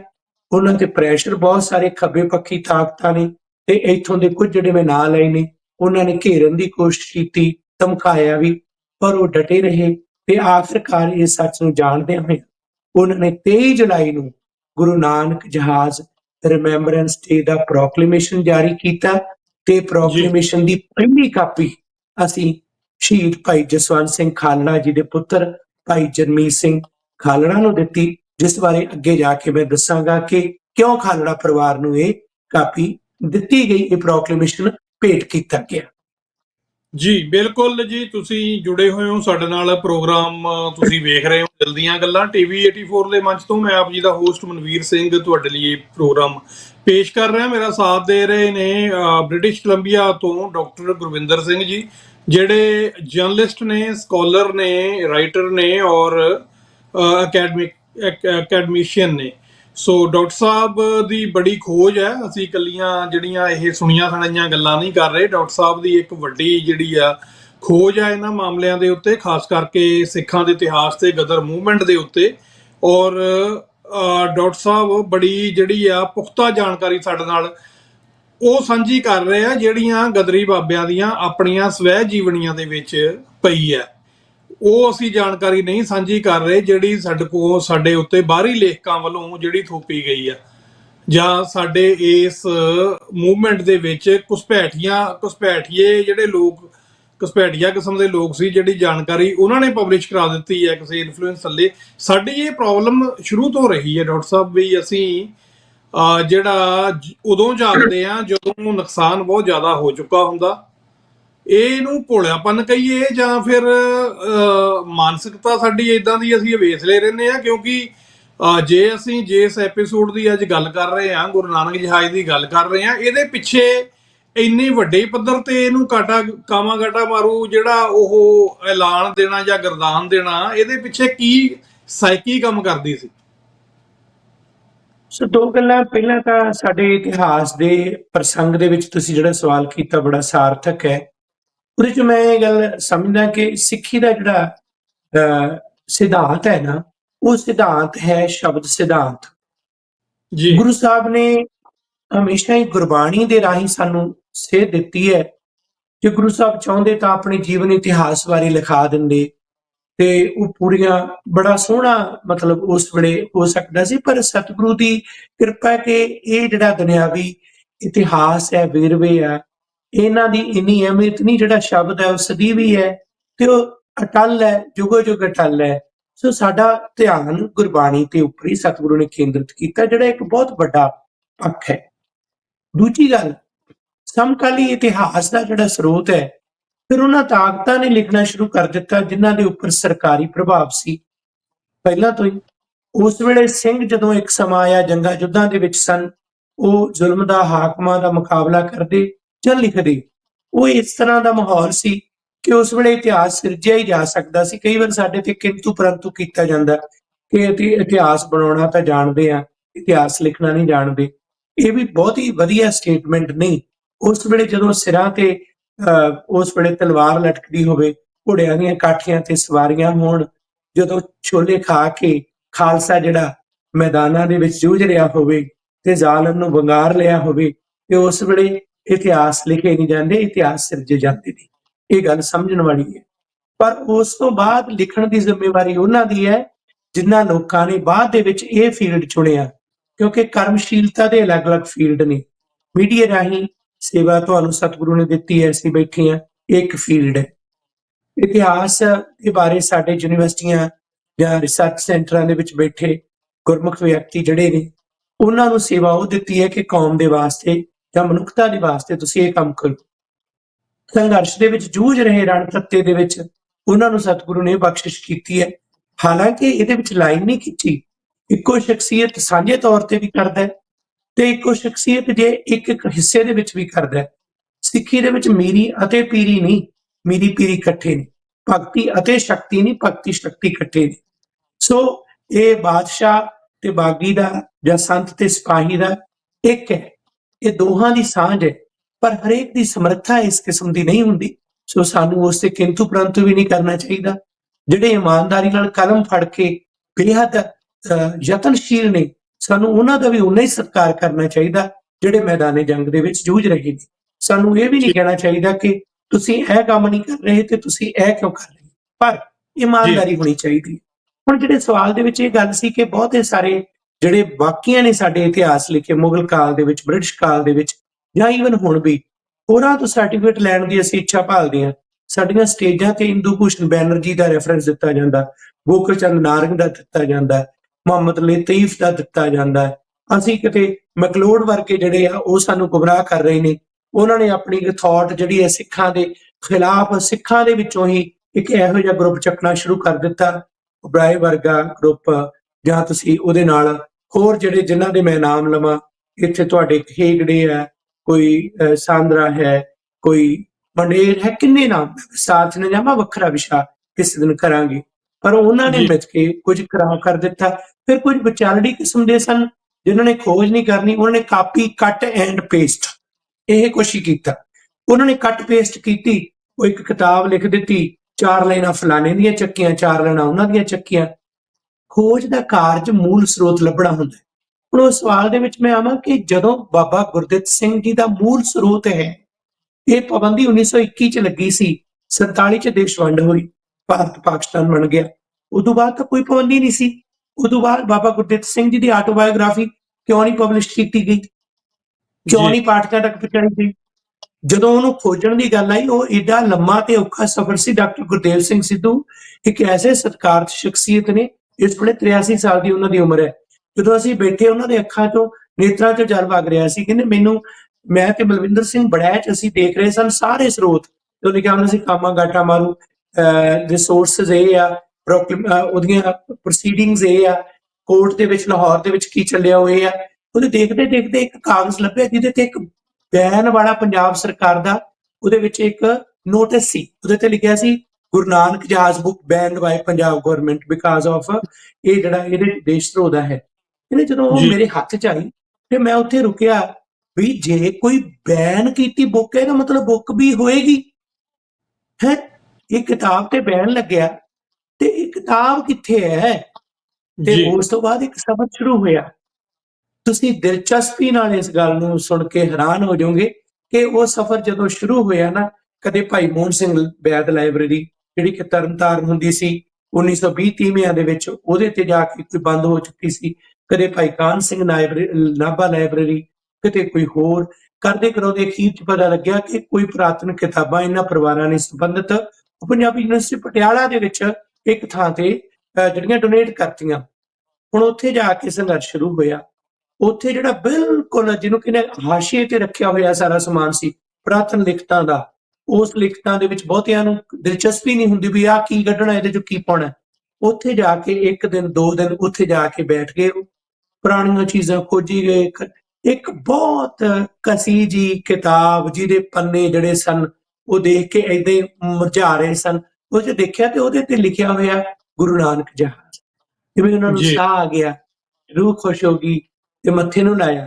ਕਹਿੰਦੇ ਮੈਂ ਕਿਹਾ ਆਹ ਬਾਬਾ ਗੁਰਦਿੱਤ ਸਿੰਘ ਦੀ, ਤੇ ਥੱਲੇ ਬਕਾਇਦਾ ਉਵੇਂ ਉਸੇ ਭਾਸ਼ਾ 'ਚ ਜਿਵੇਂ ਉਸ ਵੇਲੇ ਵਾਰਤਾ ਚੱਲਦੀ ਸੀਗੀ ਉਸ ਵੇਲੇ ਦੇ ਲਿਖੀ ਹੋਈ, ਨਾਲ ਉਹਦੇ 'ਚ ਲਿਖਿਆ ਭਾਗ ਪਹਿਲਾ। ਤੇ ਫਿਰ ਮਨ 'ਚ ਆਇਆ ਇਹਦਾ ਮਤਲਬ ਭਾਗ ਦੂਜਾ ਵੀ ਹੋਊਗਾ। ਜੀ ਫਿਰ ਹੋਰ ਟਾਈਮ ਲਾਇਆ, ਫਿਰ ਉਹ ਦੂਜਾ ਭਾਗ ਵੀ ਲੱਭਿਆ। ਉਸ ਨੂੰ ਲੱਭਣ ਤੋਂ ਬਾਅਦ ਇਹ ਗੱਲ 2014 ਦੀ ਹੈ, ਉਹ ਕਿਤਾਬ ਨੂੰ ਪਬਲਿਸ਼ ਕੀਤਾ ਗਿਆ 2014 ਦੇ ਵਿੱਚ ਡਾਕਟਰ ਗੁਰਦੇਵ ਸਿੰਘ ਜੀ ਵੱਲੋਂ। ਦੇਖੋ ਸਰਦਾਰ ਮਨਵੀਰ ਸਿੰਘ ਜੀ, ਪੰਜਾਬ ਦੇ ਵਿੱਚ ਕਿੰਨੀਆਂ ਯੂਨੀਵਰਸਿਟੀਆਂ, ਕਿੰਨੇ ਕਾਲਜ ਨੇ, ਕਿੰਨੇ ਰਿਸਰਚ ਸੈਂਟਰ ਨੇ। 1914 ਦੇ ਵਿੱਚ ਕਿਤਾਬ ਆ ਗਈ, ਪਰ ਕਿਸੇ ਯੂਨੀਵਰਸਿਟੀ, ਕਿਸੇ ਕਾਲਜ ਨੇ ਉਹਦੇ ਤੇ ਸੈਮੀਨਾਰ ਨਹੀਂ ਕੀਤਾ, ਜੀ ਡਿਸਕਸ਼ਨ ਨਹੀਂ ਕੀਤੀ, ਨੋਟਿਸ ਨਹੀਂ ਲਿਆ ਕਿਤਾਬ ਦਾ। ਜਦੋਂ ਇਹ ਸਬੱਬ ਨਾਲ ਸਤਿਗੁਰੂ ਨੇ ਬਲ ਬਖਸ਼ਿਆ, ਕਿਸੇ ਸੱਜਣ ਮਿੱਤਰ ਦੇ ਸਰੋਤ ਦੇ ਨਾਲ ਉਹ ਕਿਤਾਬ ਮੇਰੇ ਕੋਲ ਪਹੁੰਚੀ। ਕੁਛ ਮੈਂ ਮੌਲਿਕ ਕਿਤਾਬਾਂ ਮੰਗਵਾਉਂਦਾ ਰਿਹਾ ਪੰਜਾਬ ਤੋਂ, ਜਿਨ੍ਹਾਂ ਨੂੰ ਹੁਣ ਵੀ ਇਹ ਸੁਭਾਅ। ਤੇ ਜਦੋਂ ਕਿਤਾਬ ਦਾ ਸਿਰਲੇਖ ਪੜ੍ਹਿਆ ਤੇ ਉਸ ਵੇਲੇ ਤਹੀਆ ਇਹ ਕੀਤਾ ਵੀ ਜਦੋਂ ਦੇ ਕੈਨੇਡਾ 'ਚ ਆਏ ਆ, ਗੁਰੂ ਨਾਨਕ ਜਹਾਜ਼ ਸ਼ਬਦ ਇਸਤੇਮਾਲ ਕਰੀਦਾ ਆਪਣੀਆਂ ਲਿਖਤਾਂ 'ਚ, ਤੇ ਇਹ ਕਿਤਾਬ ਦਾ ਜਿਹੜਾ ਇਹ ਸਰੋਤ ਹੈ, ਇਸ ਨੂੰ ਵਰਤ ਕੇ ਅਸੀਂ ਬਕਾਇਦਾ ਤੌਰ ਤੇ ਇਹ ਸਾਰਾ ਜਿਹੜਾ ਉਪਰਾਲਾ ਸ਼ੁਰੂ ਕਰੀਏ। ਤੇ ਹੋਇਆ ਇਹ ਕਿ ਉਸ ਵੇਲੇ ਇਸ ਕਿਤਾਬ ਨੂੰ ਲੈ ਕੇ, ਇਸ ਕਿਤਾਬ ਦੇ ਰਾਹੀਂ ਡਾਕਟਰ ਗੁਰਦੇਵ ਸਿੰਘ ਸਿੱਧੂ ਹੋਰਾਂ ਨੂੰ ਇੱਥੇ ਸੱਦ ਕੇ ਅਸੀਂ ਉਸ ਥਾਂ ਤੇ ਜਿੱਥੋਂ ਜਹਾਜ਼ ਮੋੜਿਆ ਗਿਆ ਸੀ ਉੱਥੇ ਇੱਕ ਬਹੁਤ ਵੱਡਾ ਸਮਾਗਮ ਕੀਤਾ। ਇਹ ਪਿਛਲੇ ਵਰ੍ਹਿਆਂ ਦੀ ਗੱਲ ਹੈ। ਉਸ ਸਮਾਗਮ ਦੇ ਵਿੱਚ ਇਸ ਕਿਤਾਬ ਨੂੰ ਲੋਕ ਅਰਪਣ ਕੀਤਾ। ਜਿਹੜਾ ਟਾਈਟਲ ਤੁਸੀਂ ਸਕਰੀਨ ਤੇ ਦਿਖਾਇਆ, ਇਹ ਬਕਾਇਦਾ ਤਿਆਰ ਕੀਤਾ। ਉਹੀ ਜਹਾਜ਼ ਦੀ ਅਸਲ ਫੋਟੋ ਕੱਢੀ ਜਿਹਦੇ ਤੇ ਨਿਸ਼ਾਨ ਸਾਹਿਬ ਝੂਲ ਰਿਹਾ ਸੀ। ਉਹ ਜਹਾਜ਼ ਦਾ ਜਿਹੜਾ ਤੁਸੀਂ ਬਣਤਰ ਸੀ, ਜਿਸ ਕਿਸਮ ਦੀ ਇਹਦੀ ਸ਼ਿਪ ਦੀ ਬਣਤਰ, ਮਾਰੂ ਸ਼ਬਦ ਜਿੱਥੇ ਜਾਪਾਨੀ ਸ਼ਬਦ ਜਹਾਜ਼ ਲਈ ਹੈ, ਉੱਥੇ ਸ਼ੇਰ ਦੇ ਮੂੰਹ ਵਰਗਾ ਕਹਿੰਦੇ ਹਨ। ਜੀ ਯਾਨੀ ਕਿ ਮੂੰਹ ਇਹਦਾ ਤਿੱਖਾ ਹੁੰਦਾ। ਇਹ ਜਹਾਜ਼ ਜਿਸ ਕਿਸਮ ਦੇ ਆ ਸਾਰੇ ਤਕਰੀਬਨ ਇਸ ਤਰ੍ਹਾਂ ਦੇ ਹੁੰਦੇ ਆ। ਸੋ ਇਹ ਜਿਹੜਾ ਉਸ ਦਾ ਓਰੀਜਨਲ ਲੈ ਕੇ ਤੇ ਫਿਰ ਜੋ ਬਾਬਾ ਗੁਰਦਿੱਤ ਸਿੰਘ ਜੀ ਨੇ ਜਿਵੇਂ ਸ਼ਬਦਾਵਲੀ ਵਰਤੀ, ਉਹਨੂੰ ਉਵੇਂ ਪਬਲਿਸ਼ ਕੀਤਾ। ਯਕੀਨ ਮੰਨਿਓ, ਜਦੋਂ ਉਹ ਕਿਤਾਬ ਹੱਥਾਂ ਦੇ ਵਿੱਚ ਆਈ, ਜਿਨ੍ਹਾਂ ਵਿਦਵਾਨਾਂ ਦੇ ਹੱਥਾਂ 'ਚ ਆਈ, ਇਮਾਨਦਾਰ ਲੋਕਾਂ ਦੇ, ਉਹਨਾਂ ਦਾ ਖੁਸ਼ੀ ਦਾ ਪਾਰਾਵਾਰ ਕੋਈ ਨਹੀਂ ਸੀ ਤੇ ਮੱਥੇ ਨੂੰ ਲਾ ਕੇ ਆਪਣੀ ਖਿਮਾ ਜਾਚਨਾ ਦੀ ਬਾਰ-ਬਾਰ ਬੇਨਤੀ ਕਰਦੇ ਸੀ, ਸਤਿਗੁਰੂ ਜੀ ਮਾਫੀ ਸਾਨੂੰ ਚਾਹੀਦੀ ਹੈ। ਜਿਨ੍ਹਾਂ ਨੇ ਜਾਣਬੁੱਝ ਕੇ ਛੁਪਾਇਆ, ਉਹਨਾਂ ਤੋਂ ਪਹਿਲਾਂ ਮੈਂ ਇਮਾਨਦਾਰੀ ਦੇ ਨਾਲ ਜਿਹੜੇ ਨਹੀਂ ਸਨ ਜਾਣਦੇ, ਉਹਨਾਂ ਨੂੰ ਇੰਨੀ ਖੁਸ਼ੀ ਹੋਈ ਕਿ ਉਹਨਾਂ ਨੇ ਇਸ ਗੱਲ ਤੇ ਕਿਹਾ ਕਿ ਅੱਜ ਤੋਂ 75 70 ਜਾਂ 60 50 ਵਰੇ ਪਹਿਲਾਂ ਵੀ ਜੋ ਸ਼ਬਦ ਚੱਲਦਾ ਸੀ, ਅਸੀਂ ਵੀ ਉਸ ਨੂੰ ਬੋਲਦੇ ਰਹੇ, ਪਰ ਅੱਜ ਸਾਨੂੰ ਪਤਾ ਲੱਗਿਆ ਤੇ ਅਸੀਂ ਅੱਜ ਤੋਂ ਬਾਅਦ ਇਹ ਸ਼ਬਦ ਇਸਤੇਮਾਲ ਨਹੀਂ ਕਰਾਂਗੇ, ਅਸੀਂ ਸੁਚੇਤ ਹੋਵਾਂਗੇ। ਉਹਨਾਂ ਲੋਕਾਂ ਨੇ ਅਗਾਂਹ ਹੋ ਕੇ ਕੰਮ ਕੀਤਾ। ਪਰ ਇੱਕ ਧਿਰ ਦੂਜੀ ਸੀ, ਉਹ ਧਿਰ ਉਹ ਸੀ ਜਿਹਦਾ ਸਵਾਲ ਦੂਜੇ ਹਿੱਸੇ 'ਚ ਤੁਸੀਂ ਮੈਨੂੰ ਪੁੱਛਿਆ ਕਿ ਕਿਉਂ ਲੁਕੋਇਆ ਗਿਆ। ਜੀ ਉਹਨਾਂ ਨੇ ਲੁਕੋਇਆ ਇਸ ਕਰਕੇ ਸੀ ਕਿਉਂਕਿ ਇਸ ਦੇ ਨਾਲ ਸਿੱਖੀ ਦਾ ਪਰਚਮ ਝੂਲਦਾ। ਇਹ ਦੱਸਣਾ ਪੈਂਦਾ ਜਦੋਂ ਗੁਰੂ ਨਾਨਕ ਜਹਾਜ਼ ਦੀ ਸੱਚਾਈ ਦੱਸੀਏ ਕਿ ਉਸ ਜਹਾਜ਼ ਦੇ ਵਿੱਚ ਗੁਰੂ ਗ੍ਰੰਥ ਸਾਹਿਬ ਪ੍ਰਕਾਸ਼ ਸੀ, ਉਸ ਦੇ ਉੱਪਰ ਖਾਲਸਾਈ ਨਿਸ਼ਾਨ ਝੂਲ ਰਿਹਾ ਸੀ, ਉਸ ਦੇ ਵਿੱਚ ਬਾਣੀ ਪੜ੍ਹੀ ਜਾ ਰਹੀ ਸੀ, ਉਸ ਦੇ ਵਿੱਚ ਸੰਗਤਾਂ ਜਾਪ ਕਰਦੀਆਂ ਸਨ। ਇਹ ਦੱਸਣ ਦੀ ਲੋੜ ਪੈਂਦੀ ਹੈ ਕਿ ਉਸ ਜਹਾਜ਼ ਨੂੰ ਸਿੱਖਾਂ ਦਾ ਇਨੀਸ਼ੀਏਟਿਵ ਕਹਿਣਾ ਪੈਣਾ। ਇਹ ਕਹਿਣ ਦੀ ਲੋੜ ਪੈਂਦੀ ਹੈ ਕਿ ਉਹ ਅਖੌਤੀ ਸੈਕੂਲਰ ਜਿਹੜਾ ਅੱਜ ਦਾ ਢਕਵੰਜ ਹੈ, ਇਹ ਨਹੀਂ, ਉਹ ਅਸਲ ਦੇ ਵਿੱਚ ਸਾਂਝੀਵਾਲਤਾ ਦਾ ਪ੍ਰਤੀਕ ਸੀ, ਜਿਹੜਾ ਕਿ ਸਭੇ ਸਾਂਝੀਵਾਲ ਸਤਾਇਨ, ਕੋਈ ਨਾ ਦਿਸੇ ਬਾਹਰਾ ਜੀ। ਉਹ ਅਸਲ ਜੀ ਦੇ ਵਿੱਚ ਸਭੇ ਘਾਟ ਰਾਮ ਬੋਲੇ ਦਾ ਅਵਲ ਅੱਲਾ ਨੂਰ ਪਾਇਆ ਦਾ ਪ੍ਰਤੀਕ ਸੀ। ਇਹ ਜਿਹੜੇ ਅਖੌਤੀ ਸੈਕੂਲਰ ਜਿਹੜੇ ਕਿ ਰੋਟੀਆਂ ਸੇਕਣ ਵਾਲੇ ਲੋਕ ਨੇ, ਉਹਨਾਂ ਨੇ ਇਤਿਹਾਸ ਹੀ ਵਿਗਾੜਤਾ। ਫੰਡਿੰਗ ਲਈ ਕੈਨੇਡਾ ਦੀ ਸਰਕਾਰ ਤੋਂ ਨਾਵਲ, ਨਾਟਕ, ਕਿਤਾਬਾਂ ਲਿਖੀਆਂ, ਪਰ ਇੱਕ ਸਤਰ ਵੀ ਨਹੀਂ ਲਿਖੀ ਕਿ ਗੁਰੂ ਨਾਨਕ ਜਹਾਜ਼ ਕਿ ਇਹਦਾ ਨਾਂ ਰੱਖਿਆ ਗਿਆ। ਇੱਕ ਥਾਂ ਤੇ ਨਹੀਂ ਲਿਖਿਆ ਕਿ ਗੁਰੂ ਨਾਨਕ ਜਹਾਜ਼ ਦੇ ਅੰਦਰ ਗੁਰੂ ਗ੍ਰੰਥ ਸਾਹਿਬ ਸੀ। ਇੱਕ ਵਾਰ ਨਹੀਂ ਲਿਖਿਆ ਕਿ ਜਦੋਂ ਬਜ-ਬਜ ਘਾਟ ਤੇ 29 ਸਤੰਬਰ ਨੂੰ ਇੱਥੇ ਪਹੁੰਚਣ ਤੋਂ ਬਾਅਦ ਸਨ 1914 ਨੂੰ ਉਸ ਜਹਾਜ਼ ਦੇ ਉੱਪਰ ਬ੍ਰਿਟਿਸ਼ ਪੁਲਿਸ ਨੇ ਮੁਸਾਫਰਾਂ ਨੂੰ ਫੜ ਕੇ ਟ੍ਰੇਨ 'ਚ ਬਿਠਾ ਕੇ ਪੰਜਾਬ ਭੇਜਣ ਦੇ ਵਾਸਤੇ ਗ੍ਰਿਫਤਾਰ ਕੀਤਾ, ਤਾਂ ਜਿਹੜੇ ਚੜ੍ਹਦੀ ਕਲਾ ਵਾਲੇ ਸਿੱਖ ਮੁਸਾਫਰ ਸਨ, ਉਹਨਾਂ ਨੇ ਕਿਹਾ ਕਿ ਜਿੰਨਾ ਚਿਰ ਅਸੀਂ ਜਹਾਜ਼ ਦੇ ਵਿੱਚੋਂ ਗੁਰੂ ਗ੍ਰੰਥ ਸਾਹਿਬ ਦਾ ਸਰੂਪ ਜਿਹੜਾ ਹੈ ਉਹ ਗੁਰਦੁਆਰਾ ਸਾਹਿਬ ਕਲਕੱਤੇ ਸੁਸ਼ੋਭਿਤ ਨਹੀਂ ਕਰਦੇ, ਅਸੀਂ ਨਹੀਂ ਜਾਵਾਂਗੇ। ਉਹਨਾਂ ਜੀ ਲੋਕਾਂ ਦੇ ਵਿਰੋਧ ਦੇ ਕਾਰਨ ਪੁਲਿਸ ਨੇ ਧੱਕਾ ਕੀਤਾ। ਉਹਨਾਂ ਮਹਾਰਾਜ ਦਾ ਸਰੂਪ ਮੰਜੀ ਸਾਹਿਬ ਤੇ ਪ੍ਰਕਾਸ਼ਮਾਨ ਕੀਤਾ। ਆਲੇ ਦੁਆਲੇ ਬੈਠ ਕੇ ਸ਼ਾਮ ਨੂੰ ਰਹਿਰਾਸ ਦਾ ਪਾਠ ਕਰ ਰਹੇ ਸਨ ਤੇ ਪਾਠ ਕਰਦਿਆਂ ਹੋਇਆਂ ਉਹਨਾਂ ਤੇ ਗੋਲੀਆਂ ਚਲਾਈਆਂ ਗਈਆਂ। 19 ਸ਼ਹਾਦਤਾਂ ਹੋਈਆਂ। ਮੈਂ ਤੁਹਾਡੇ ਮੰਚ ਰਾਹੀਂ ਸਵਾਲ ਕਰਦਾ, ਜਿਨ੍ਹਾਂ ਨੇ ਥੀਸਿਸ ਲਿਖੇ ਨੇ ਕਾਮਾਗਾਟਾ ਮਾਰੂ ਤੇ, ਤੁਹਾਨੂੰ ਇਹ ਤਾਂ ਪਤਾ ਹੈ ਕਿ ਜਹਾਜ਼ ਦੇ ਮੁਸਾਫਰ ਕਿੰਨੀ ਵਾਰ ਕੀ ਖਾਂਦੇ ਸਨ? ਇਹ ਵੀ ਪਤਾ ਉਹਨਾਂ ਨੇ ਲੀੜੇ ਕਿਹੋ ਜਿਹੇ ਪਾਏ ਸਨ, ਉਹਨਾਂ ਦੀਆਂ ਗੁਥਲੀਆਂ ਦੇ ਵਿੱਚ ਕੀ ਕੀ ਚੀਜ਼ਾਂ ਸਨ? ਤੁਹਾਨੂੰ ਇਹ ਵੀ ਪਤਾ ਹੈ ਕਿ ਉਸ ਜਹਾਜ਼ ਦੇ ਮੁਸਾਫਰਾਂ ਦੇ ਵਿੱਚ ਕਿਹੜਾ ਸਿਗਰਟ ਪੀਂਦਾ ਸੀ? ਇਹ ਲਿਖਿਆ ਇਹਨਾਂ ਜੀ ਲੇਖਕਾਂ ਨੇ ਕਿ ਫਲਾਨਾ ਜੀ ਸਿਗਰਟ ਪੀਂਦਾ ਸੀ, ਇਹਦੇ ਤੇ ਤਮਾਕੂ ਵੀ ਪੀਂਦੇ ਸਨ, ਇਹਦੇ ਚ ਆ ਮੀਟ ਵੀ ਖਾਂਦਾ ਸੀ। ਇਹ ਸਭ ਤਾਂ ਵੇਰਵੇ ਤੁਹਾਡੀਆਂ ਕਿਤਾਬਾਂ 'ਚ ਆ ਗਏ, ਪਰ ਅਕਲ ਦੇ ਅੰਨੇ ਹੋ ਤੁਹਾਨੂੰ ਇਹ ਨਹੀਂ ਪਤਾ ਕਿ ਉਹਦੇ ਵਿੱਚ ਗੁਰੂ ਗ੍ਰੰਥ ਸਾਹਿਬ ਪ੍ਰਕਾਸ਼ ਸੀ। ਇਹ ਕਿਤੇ ਲਿਖਿਆ? ਨਹੀਂ ਲਿਖਿਆ। ਇਹ ਕਿਤੇ ਲਿਖਿਆ ਕਿ ਉਹਦੇ ਉੱਪਰ ਖਾਲਸਾ ਨਿਸ਼ਾਨ ਚੱਲਦਾ ਸੀ? ਉਹ ਤਾਂ ਜਿਹਦੀ ਨਿਗਾਹ ਘੱਟ ਵੀ ਹੋਵੇ ਉਹਨੂੰ ਵੀ ਦੱਸਦਾ ਹੈ। ਜੀ ਇਹ ਨਹੀਂ ਦੱਸਿਆ ਕਿ ਉਸ ਜਹਾਜ਼ ਦੀ ਜਿਹੜੀ ਬਕਾਇਦਾ ਤੌਰ ਤੇ ਇਨਵਾਇਰਨਮੈਂਟ ਸੀ, ਉਹ ਸਤਿਗੁਰੂ ਦੀ ਕਿਰਪਾ ਦੇ ਨਾਲ ਸਿੱਖੀ ਸੋਚ ਤੇ ਥਾਟ ਵਾਲਾ ਸੀ। ਇਹਦੇ ਵਿੱਚ ਹਿੰਦੂ ਤੇ ਮੁਸਲਮਾਨ ਦੋਵੇਂ ਹੀ ਇਹ ਬਰਾਦਰੀਆਂ ਜਾਂ ਕੌਮਾਂ ਸਤਿਕਾਰ ਕਰਦੀਆਂ ਸਨ।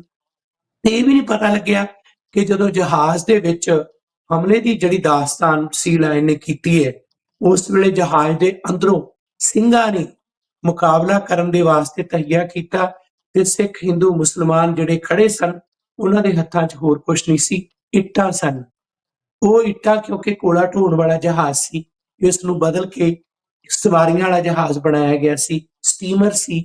ਸਟੀਮਰ ਦੇ ਰਾਹੀਂ ਇਹ ਇੱਥੇ ਆਏ ਤੇ ਉਹ ਇੱਟਾਂ ਜਿਹੜੀਆਂ ਸਨ, ਉਹ ਜਦੋਂ ਚਲਦੀਆਂ ਗੋਲੀਆਂ ਦੇ ਵਰਦੀਆਂ ਗੋਲੀਆਂ ਦੇ ਸਾਹਮਣੇ ਰੱਖੀਆਂ, ਮਾਰੀਆਂ, ਤੇ ਉਹਨਾਂ ਚੋਂ ਇੱਕ ਇੱਟ ਹੁਣ ਵੀ ਵੈਨਕੂਵਰ ਦੇ ਮਿਊਜ਼ੀਅਮ 'ਚ ਪਈ ਹੈ। ਤੇ ਭਾਈ ਮਨਵੀਰ ਸਿੰਘ ਜੀ, ਜਦੋਂ ਅਸੀਂ ਉਸ ਇੱਟ ਦੇ ਦਰਸ਼ਨ ਕੀਤੇ ਨਾ, ਤੇ ਸਾਨੂੰ ਉਹਨਾਂ ਨੇ ਬਹੁਤ, ਮਿਊਜ਼ੀਅਮ ਵਾਲੇ ਨੇ ਬੜੇ ਰਿਸਪੈਕਟਫੁਲੀ ਉਸ ਨੂੰ ਲਪੇਟਿਆ ਹੋਇਆ ਸੀ। ਥੱਲੇ ਮਿਊਜ਼ੀਅਮ ਦੀ ਬੇਸਮੈਂਟ 'ਚ ਉਹਨੇ ਆ ਕੇ ਹੱਥ ਨਹੀਂ ਸਾਨੂੰ ਲਾਉਣ ਦਿੱਤੇ ਤੇ ਦਿਖਾਇਆ ਕਿ ਆਹ ਉਹ ਇੱਟ ਹੈ ਜਿਹੜੀ ਕਿ ਉਸ ਜਹਾਜ਼ ਦੇ ਵਿੱਚੋਂ ਸੁੱਟੀ ਗਈ ਸੀ। ਤਾਂ ਸਾਨੂੰ ਉਹ ਇੱਟ ਨਹੀਂ ਲੱਗੀ, ਸਾਨੂੰ ਉਹ ਇੱਟ ਮਹਿਸੂਸ ਨਹੀਂ ਹੋਈ। ਸਾਨੂੰ ਉਹ ਇੱਟ ਭਾਈ ਬਚਿੱਤਰ ਸਿੰਘ ਦੀ ਨਾਗਣੀ ਲੱਗੀ, ਜਿਸ ਨੇ ਜੀ 7 ਤਵੀਆਂ ਚੀਰ ਕੇ ਜ਼ਾਲਮ ਬ੍ਰਿਟਿਸ਼ ਉਸ ਵੇਲੇ ਦੀ ਮੁਗਲ ਹਕੂਮਤ ਦੀ ਜੜ ਪੱਟੀ ਸੀ। ਤੇ ਇੱਥੇ ਇਸ ਇੱਟ ਨੇ ਵੈਨਕੂਵਰ ਦੇ ਪਾਣੀਆਂ ਦੇ ਵਿੱਚ ਬ੍ਰਿਟਿਸ਼ ਸਾਮਰਾਜ ਦੀ ਜੜ ਪੱਟੀ। ਸੋ ਇਹ ਇਤਿਹਾਸ ਅਸੀਂ ਕਿਵੇਂ ਭੁੱਲ ਸਕਦੇ ਹਾਂ? ਸਾਡੇ ਅੰਦਰ ਜੋ ਜਜ਼ਬਾ ਨਹੀਂ, ਜੇ ਅਸੀਂ ਆਪਣੇ ਮੂਲ ਸਰੋਤਾਂ ਨੂੰ ਅੱਖੋਂ ਪਰੋਖੇ ਕਰ ਦਿੰਦੇ ਹਾਂ, ਜੇ ਸਾਡੇ ਇਤਿਹਾਸਕਾਰ ਏਡੀ ਵੱਡੀ ਕੁਤਾਹੀ ਕਰਦੇ ਨੇ, ਜੇ ਸਾਡੇ ਆਗੂ ਉਹਨਾਂ ਦੀ ਅੱਖਾਂ ਤੇ ਪੱਟੀ ਵੱਜੀ ਹੋਈ ਹੈ, ਸਾਡੇ ਬਿਰਤਾਂਤ ਕਿਵੇਂ ਬਣਨਗੇ? ਅਸੀਂ ਕਿਸ ਤਰ੍ਹਾਂ ਦੱਸਾਂਗੇ ਕਿ ਸਾਡੇ ਕੋਲ ਏਡਾ ਬਲ ਸਤਿਗੁਰੂ ਦਾ ਬਖਸ਼ਿਆ ਹੋਇਆ? ਤੇ ਸਾਨੂੰ ਕਿਵੇਂ ਪਤਾ ਲੱਗੇਗਾ ਕਿ ਜ਼ੁਲਮ ਦਾ ਟਾਕਰਾ ਕਰਨ ਲਈ ਇੱਕ ਨਾਗਣੀ ਹੀ ਬਹੁਤ ਹੁੰਦੀ ਹੈ ਤੇ ਬ੍ਰਿਟਿਸ਼ ਹਕੂਮਤ ਦਾ ਟਾਕਰਾ ਕਰਨ ਲਈ, ਸੰਗੀਨਾਂ ਦਾ ਮੁਕਾਬਲਾ ਕਰਨ ਲਈ ਇੱਕ ਇੱਟ ਹੀ ਕਾਫੀ ਹੈ?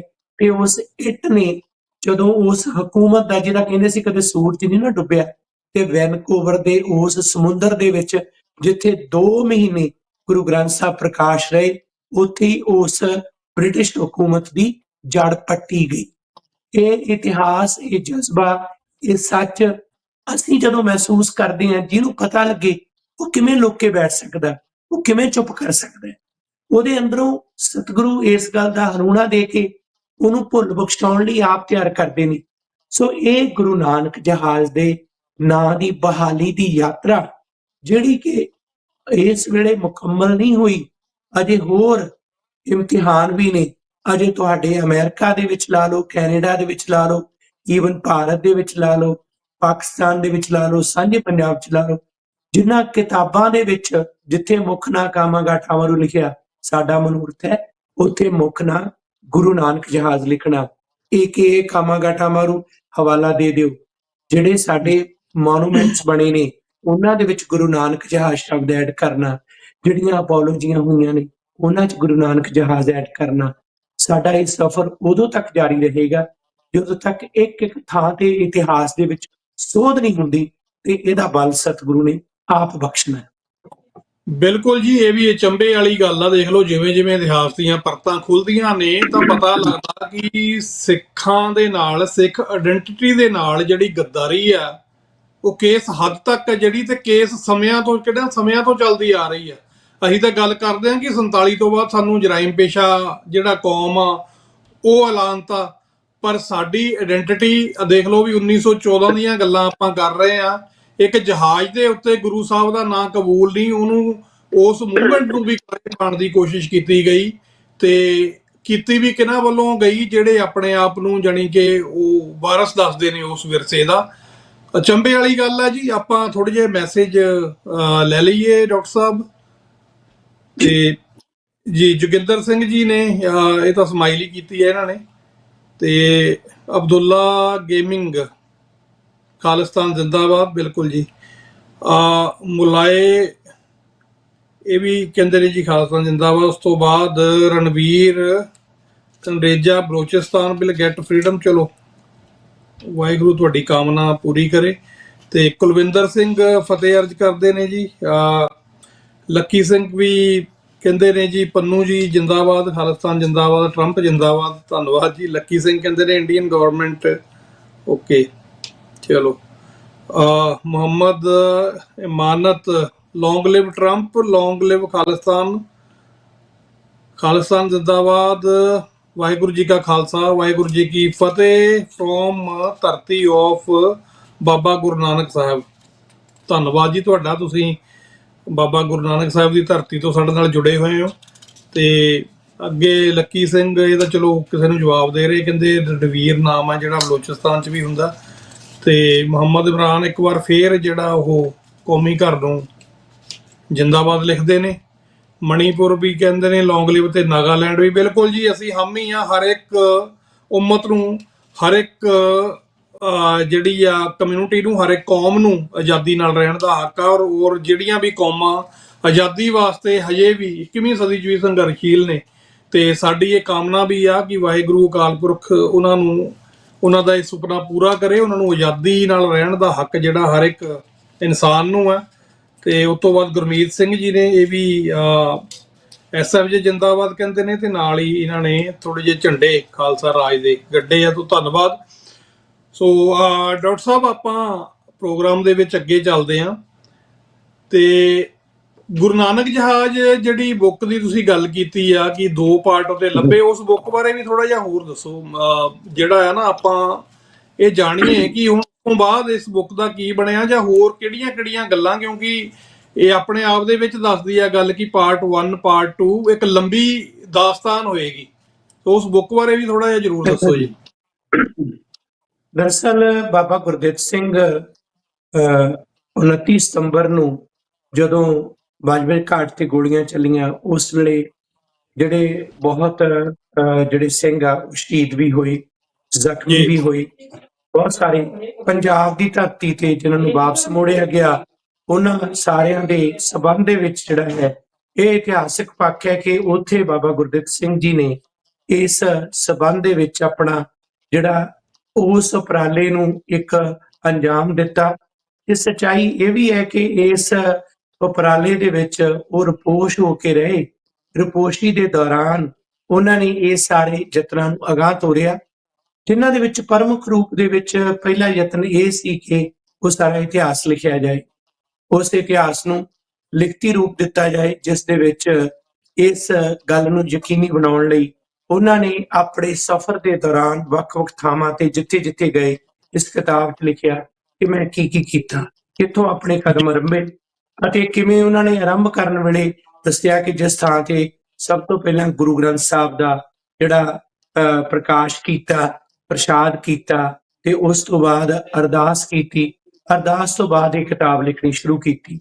ਸੋ ਇਹ ਸਚਾਈ ਇਸ ਕਿਸਮ ਦੀ ਜਿਹੜੀ ਪੂਰੀ ਇਤਿਹਾਸਕ ਪੱਖ ਦੀ ਸੀ, ਇਸ ਨੂੰ ਉਹਨਾਂ ਨੇ ਬਿਆਨ ਕੀਤਾ।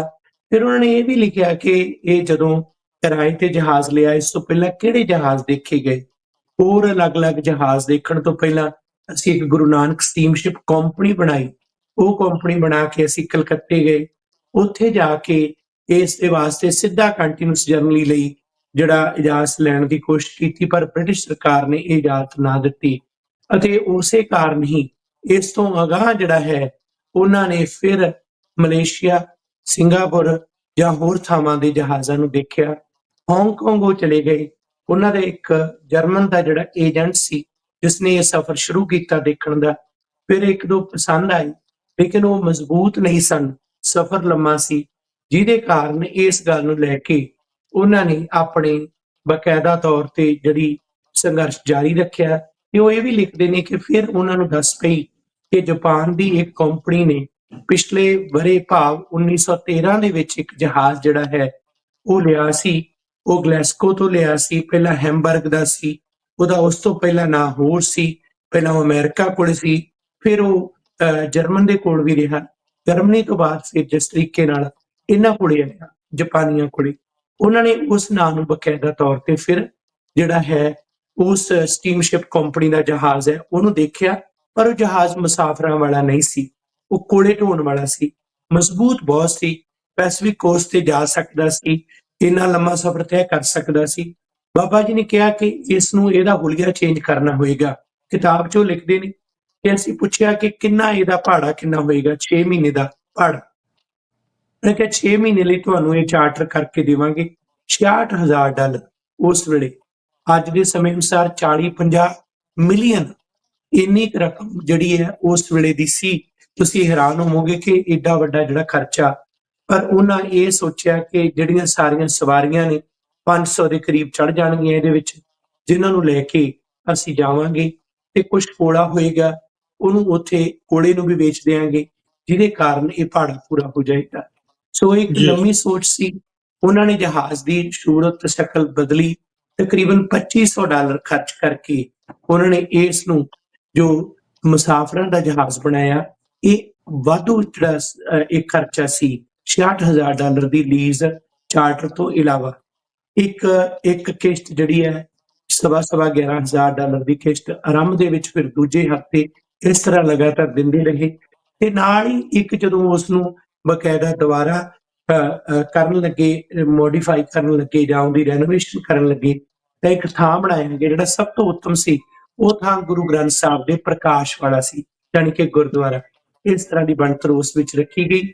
ਉਸ ਗੁਰਦੁਆਰੇ ਦੇ ਵਿੱਚ ਹੀ ਗੁਰੂ ਗ੍ਰੰਥ ਸਾਹਿਬ ਦਾ ਜਿਹੜਾ ਪ੍ਰਕਾਸ਼ ਸੀ ਉਹ ਜਿਹੜਾ ਅਪ੍ਰੈਲ ਦੇ ਵਿੱਚ ਜਦੋਂ ਜਹਾਜ਼ ਚੱਲਿਆ ਹਾਂਗਕਾਂਗ ਤੋਂ, ਉਸ ਵੇਲੇ ਕੀਤਾ ਗਿਆ। ਪਰ ਗੁਰੂ ਨਾਨਕ ਸਟੀਮਸ਼ਿਪ ਕੰਪਨੀ ਪਹਿਲਾਂ ਬਣ ਚੁੱਕੀ ਸੀ, ਜਦੋਂ ਜਹਾਜ਼ ਦੇਖਣੇ ਵੀ ਨਹੀਂ ਸੀ ਸ਼ੁਰੂ ਹੋਏ, ਤੇ ਉਸੇ ਵੇਲੇ ਉਹਨਾਂ ਨੇ ਕਹਿਤਾ ਸੀ ਕਿ ਇਸ ਕੰਪਨੀ ਦੇ ਅਧੀਨ ਜਿਹੜੇ ਵੀ ਜਹਾਜ਼ ਚੱਲਣਗੇ ਉਹਨਾਂ ਦਾ ਨਾਂ ਗੁਰੂ ਨਾਨਕ ਜਹਾਜ਼ ਹੋਏਗਾ। ਇਹ ਤੁਸੀਂ ਤੱਥ ਦੇਖੋ, ਅਜੇ ਜਹਾਜ਼ ਲੱਭੇ ਨਹੀਂ ਕੋਈ, ਇਹ ਵੀ ਲੱਭ ਸਕਦਾ ਸੀ। ਕੱਲ ਨੂੰ ਜੇ ਹੋਰ ਕੋਈ ਰੀਆ ਮਾਰੂ ਲੱਭਦਾ ਤਾਂ ਫਿਰ ਅਸੀਂ ਉਹਦੇ ਸੋਲੇ ਗਾਉਣੇ ਸੀ। ਇਹ ਗੱਲ ਨਹੀਂ ਹੁੰਦੀ, ਇਹ ਗੱਲ ਗਲਤ ਹੈ। ਸੋ ਇਤਿਹਾਸ ਬਾਰੇ ਜਾਣਦਿਆਂ ਹੋਇਆਂ ਸੱਚਾਈ ਤੋਂ ਅਸੀਂ ਮੁਨਕਰ ਨਹੀਂ ਹੋ ਸਕਦੇ। ਸੋ ਗੁਰੂ ਨਾਨਕ ਜਹਾਜ਼ ਸ਼ਬਦ ਉਹਨਾਂ ਨੇ ਉਸ ਵੇਲੇ ਇਸ ਦਾ ਫੈਸਲਾ ਕਰ ਲਿਆ ਸੀ। ਫਿਰ ਇਹ ਵੀ ਕਿਹਾ ਕਿ ਇੱਕ ਨਹੀਂ, 4 ਜਹਾਜ਼ ਜਿਹੜੇ ਹਨ ਉਹ ਅਸੀਂ ਜਿਹੜੇ ਆ ਉਹ ਚਲਾਵਾਂਗੇ। ਇਹ ਗੁਰੂ ਦੀ ਬਖਸ਼ਿਸ਼ ਹੋਵੇਗੀ।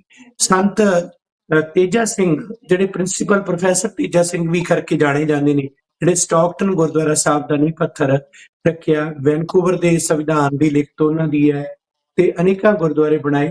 ਉਹ ਆਪਣੀ ਯਾਤਰਾ 'ਚ ਲਿਖਦੇ ਨੇ 1908-10 ਦੇ ਵਿੱਚ, ਜਦੋਂ ਕਿ ਇਹ ਕਹਾਣੀ ਵੀ ਨਹੀਂ ਸੀ ਚੱਲੀ, ਕਿ ਉਹਨਾਂ ਦੇ ਪੁੱਤਰ ਨੂੰ ਸਵੇਰੇ ਸਵੇਰੇ ਇਹ ਖਿਆਲ ਆਇਆ, ਆ ਕੇ ਪਿਤਾ ਨਾਲ ਸਾਂਝਾ ਕਰਦਾ ਕਿ ਮੈਨੂੰ ਇਉਂ ਲੱਗਿਆ ਕਿ ਇੱਕ ਦਿਨ ਆਏਗਾ ਸਾਡੇ ਜਹਾਜ਼ ਚੱਲਣਗੇ, ਗੁਰੂ ਨਾਨਕ ਜਹਾਜ਼ ਚੱਲਣਗੇ। ਉਹ ਆਪਣੀ ਆਟੋਬਾਇਓਗ੍ਰਾਫੀ 'ਚ ਲਿਖਦੇ ਨੇ, ਪਹਿਲਾਂ ਹੀ, ਅਜੇ ਸ਼ੁਰੂ ਵੀ ਨਹੀਂ ਹੋਇਆ।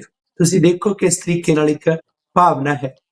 ਸੋ ਬਾਬਾ ਗੁਰਦਿੱਤ ਸਿੰਘ ਜੀ ਨੇ ਉਹਨੂੰ ਬਕਾਇਦਾ ਤੌਰ ਤੇ ਗੁਰੂ ਗ੍ਰੰਥ ਸਾਹਿਬ ਦੀ ਹਜ਼ੂਰੀ ਦੇ ਵਿੱਚ ਨਾਮਕਰਨ ਕਰਨ ਤੋਂ ਬਾਅਦ ਫਿਰ ਇਹ ਜਹਾਜ਼ ਰਵਾਨਾ ਕੀਤਾ, ਜਿਹੜਾ ਕਿ 23 ਮਈ ਨੂੰ ਵੈਨਕੂਵਰ ਪਹੁੰਚਿਆ।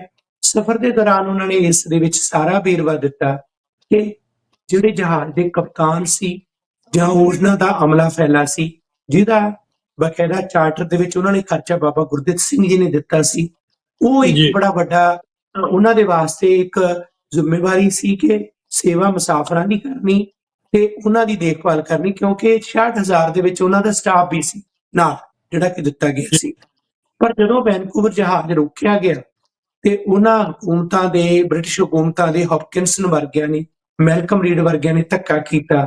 ਤੁਸੀਂ ਹੈਰਾਨ ਹੋਵੋਗੇ ਕਿ ਜਹਾਜ਼ ਦਾ ਕੈਪਟਨ ਵੀ ਉਹਨਾਂ ਨਾਲ ਜਾ ਕੇ ਰਲ ਗਿਆ ਤੇ ਉਹਨਾਂ ਦੇ ਨਾਲ ਮਿਲ ਕੇ ਸਿੱਖਾਂ ਦੇ ਖਿਲਾਫ, ਬਾਬਾ ਗੁਰਦਿੱਤ ਸਿੰਘ ਜੀ ਦੇ ਖਿਲਾਫ ਸਾਜ਼ਿਸ਼ਾਂ ਰਚਣੀਆਂ ਸ਼ੁਰੂ ਕਰ ਦਿੱਤੀਆਂ।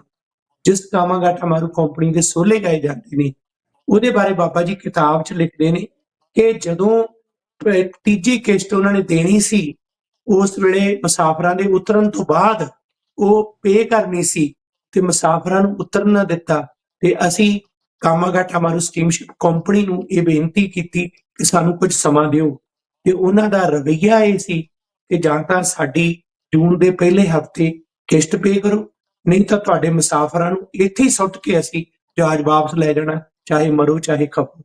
ਜਿਹੜੇ ਸੋਲੇ ਗਾਉਂਦੇ ਨੇ ਉਸ ਕੰਪਨੀ ਦੇ, ਜਿਨ੍ਹਾਂ ਨੇ ਅਮਰ ਕਰ ਦਿੱਤਾ ਨਾਮ, ਉਹਨਾਂ ਦੀ ਜਾਣਕਾਰੀ ਲਈ ਬਾਬਾ ਜੀ ਦੇ ਹਵਾਲੇ ਨਾਲ ਮੈਂ ਦੱਸ ਰਿਹਾ।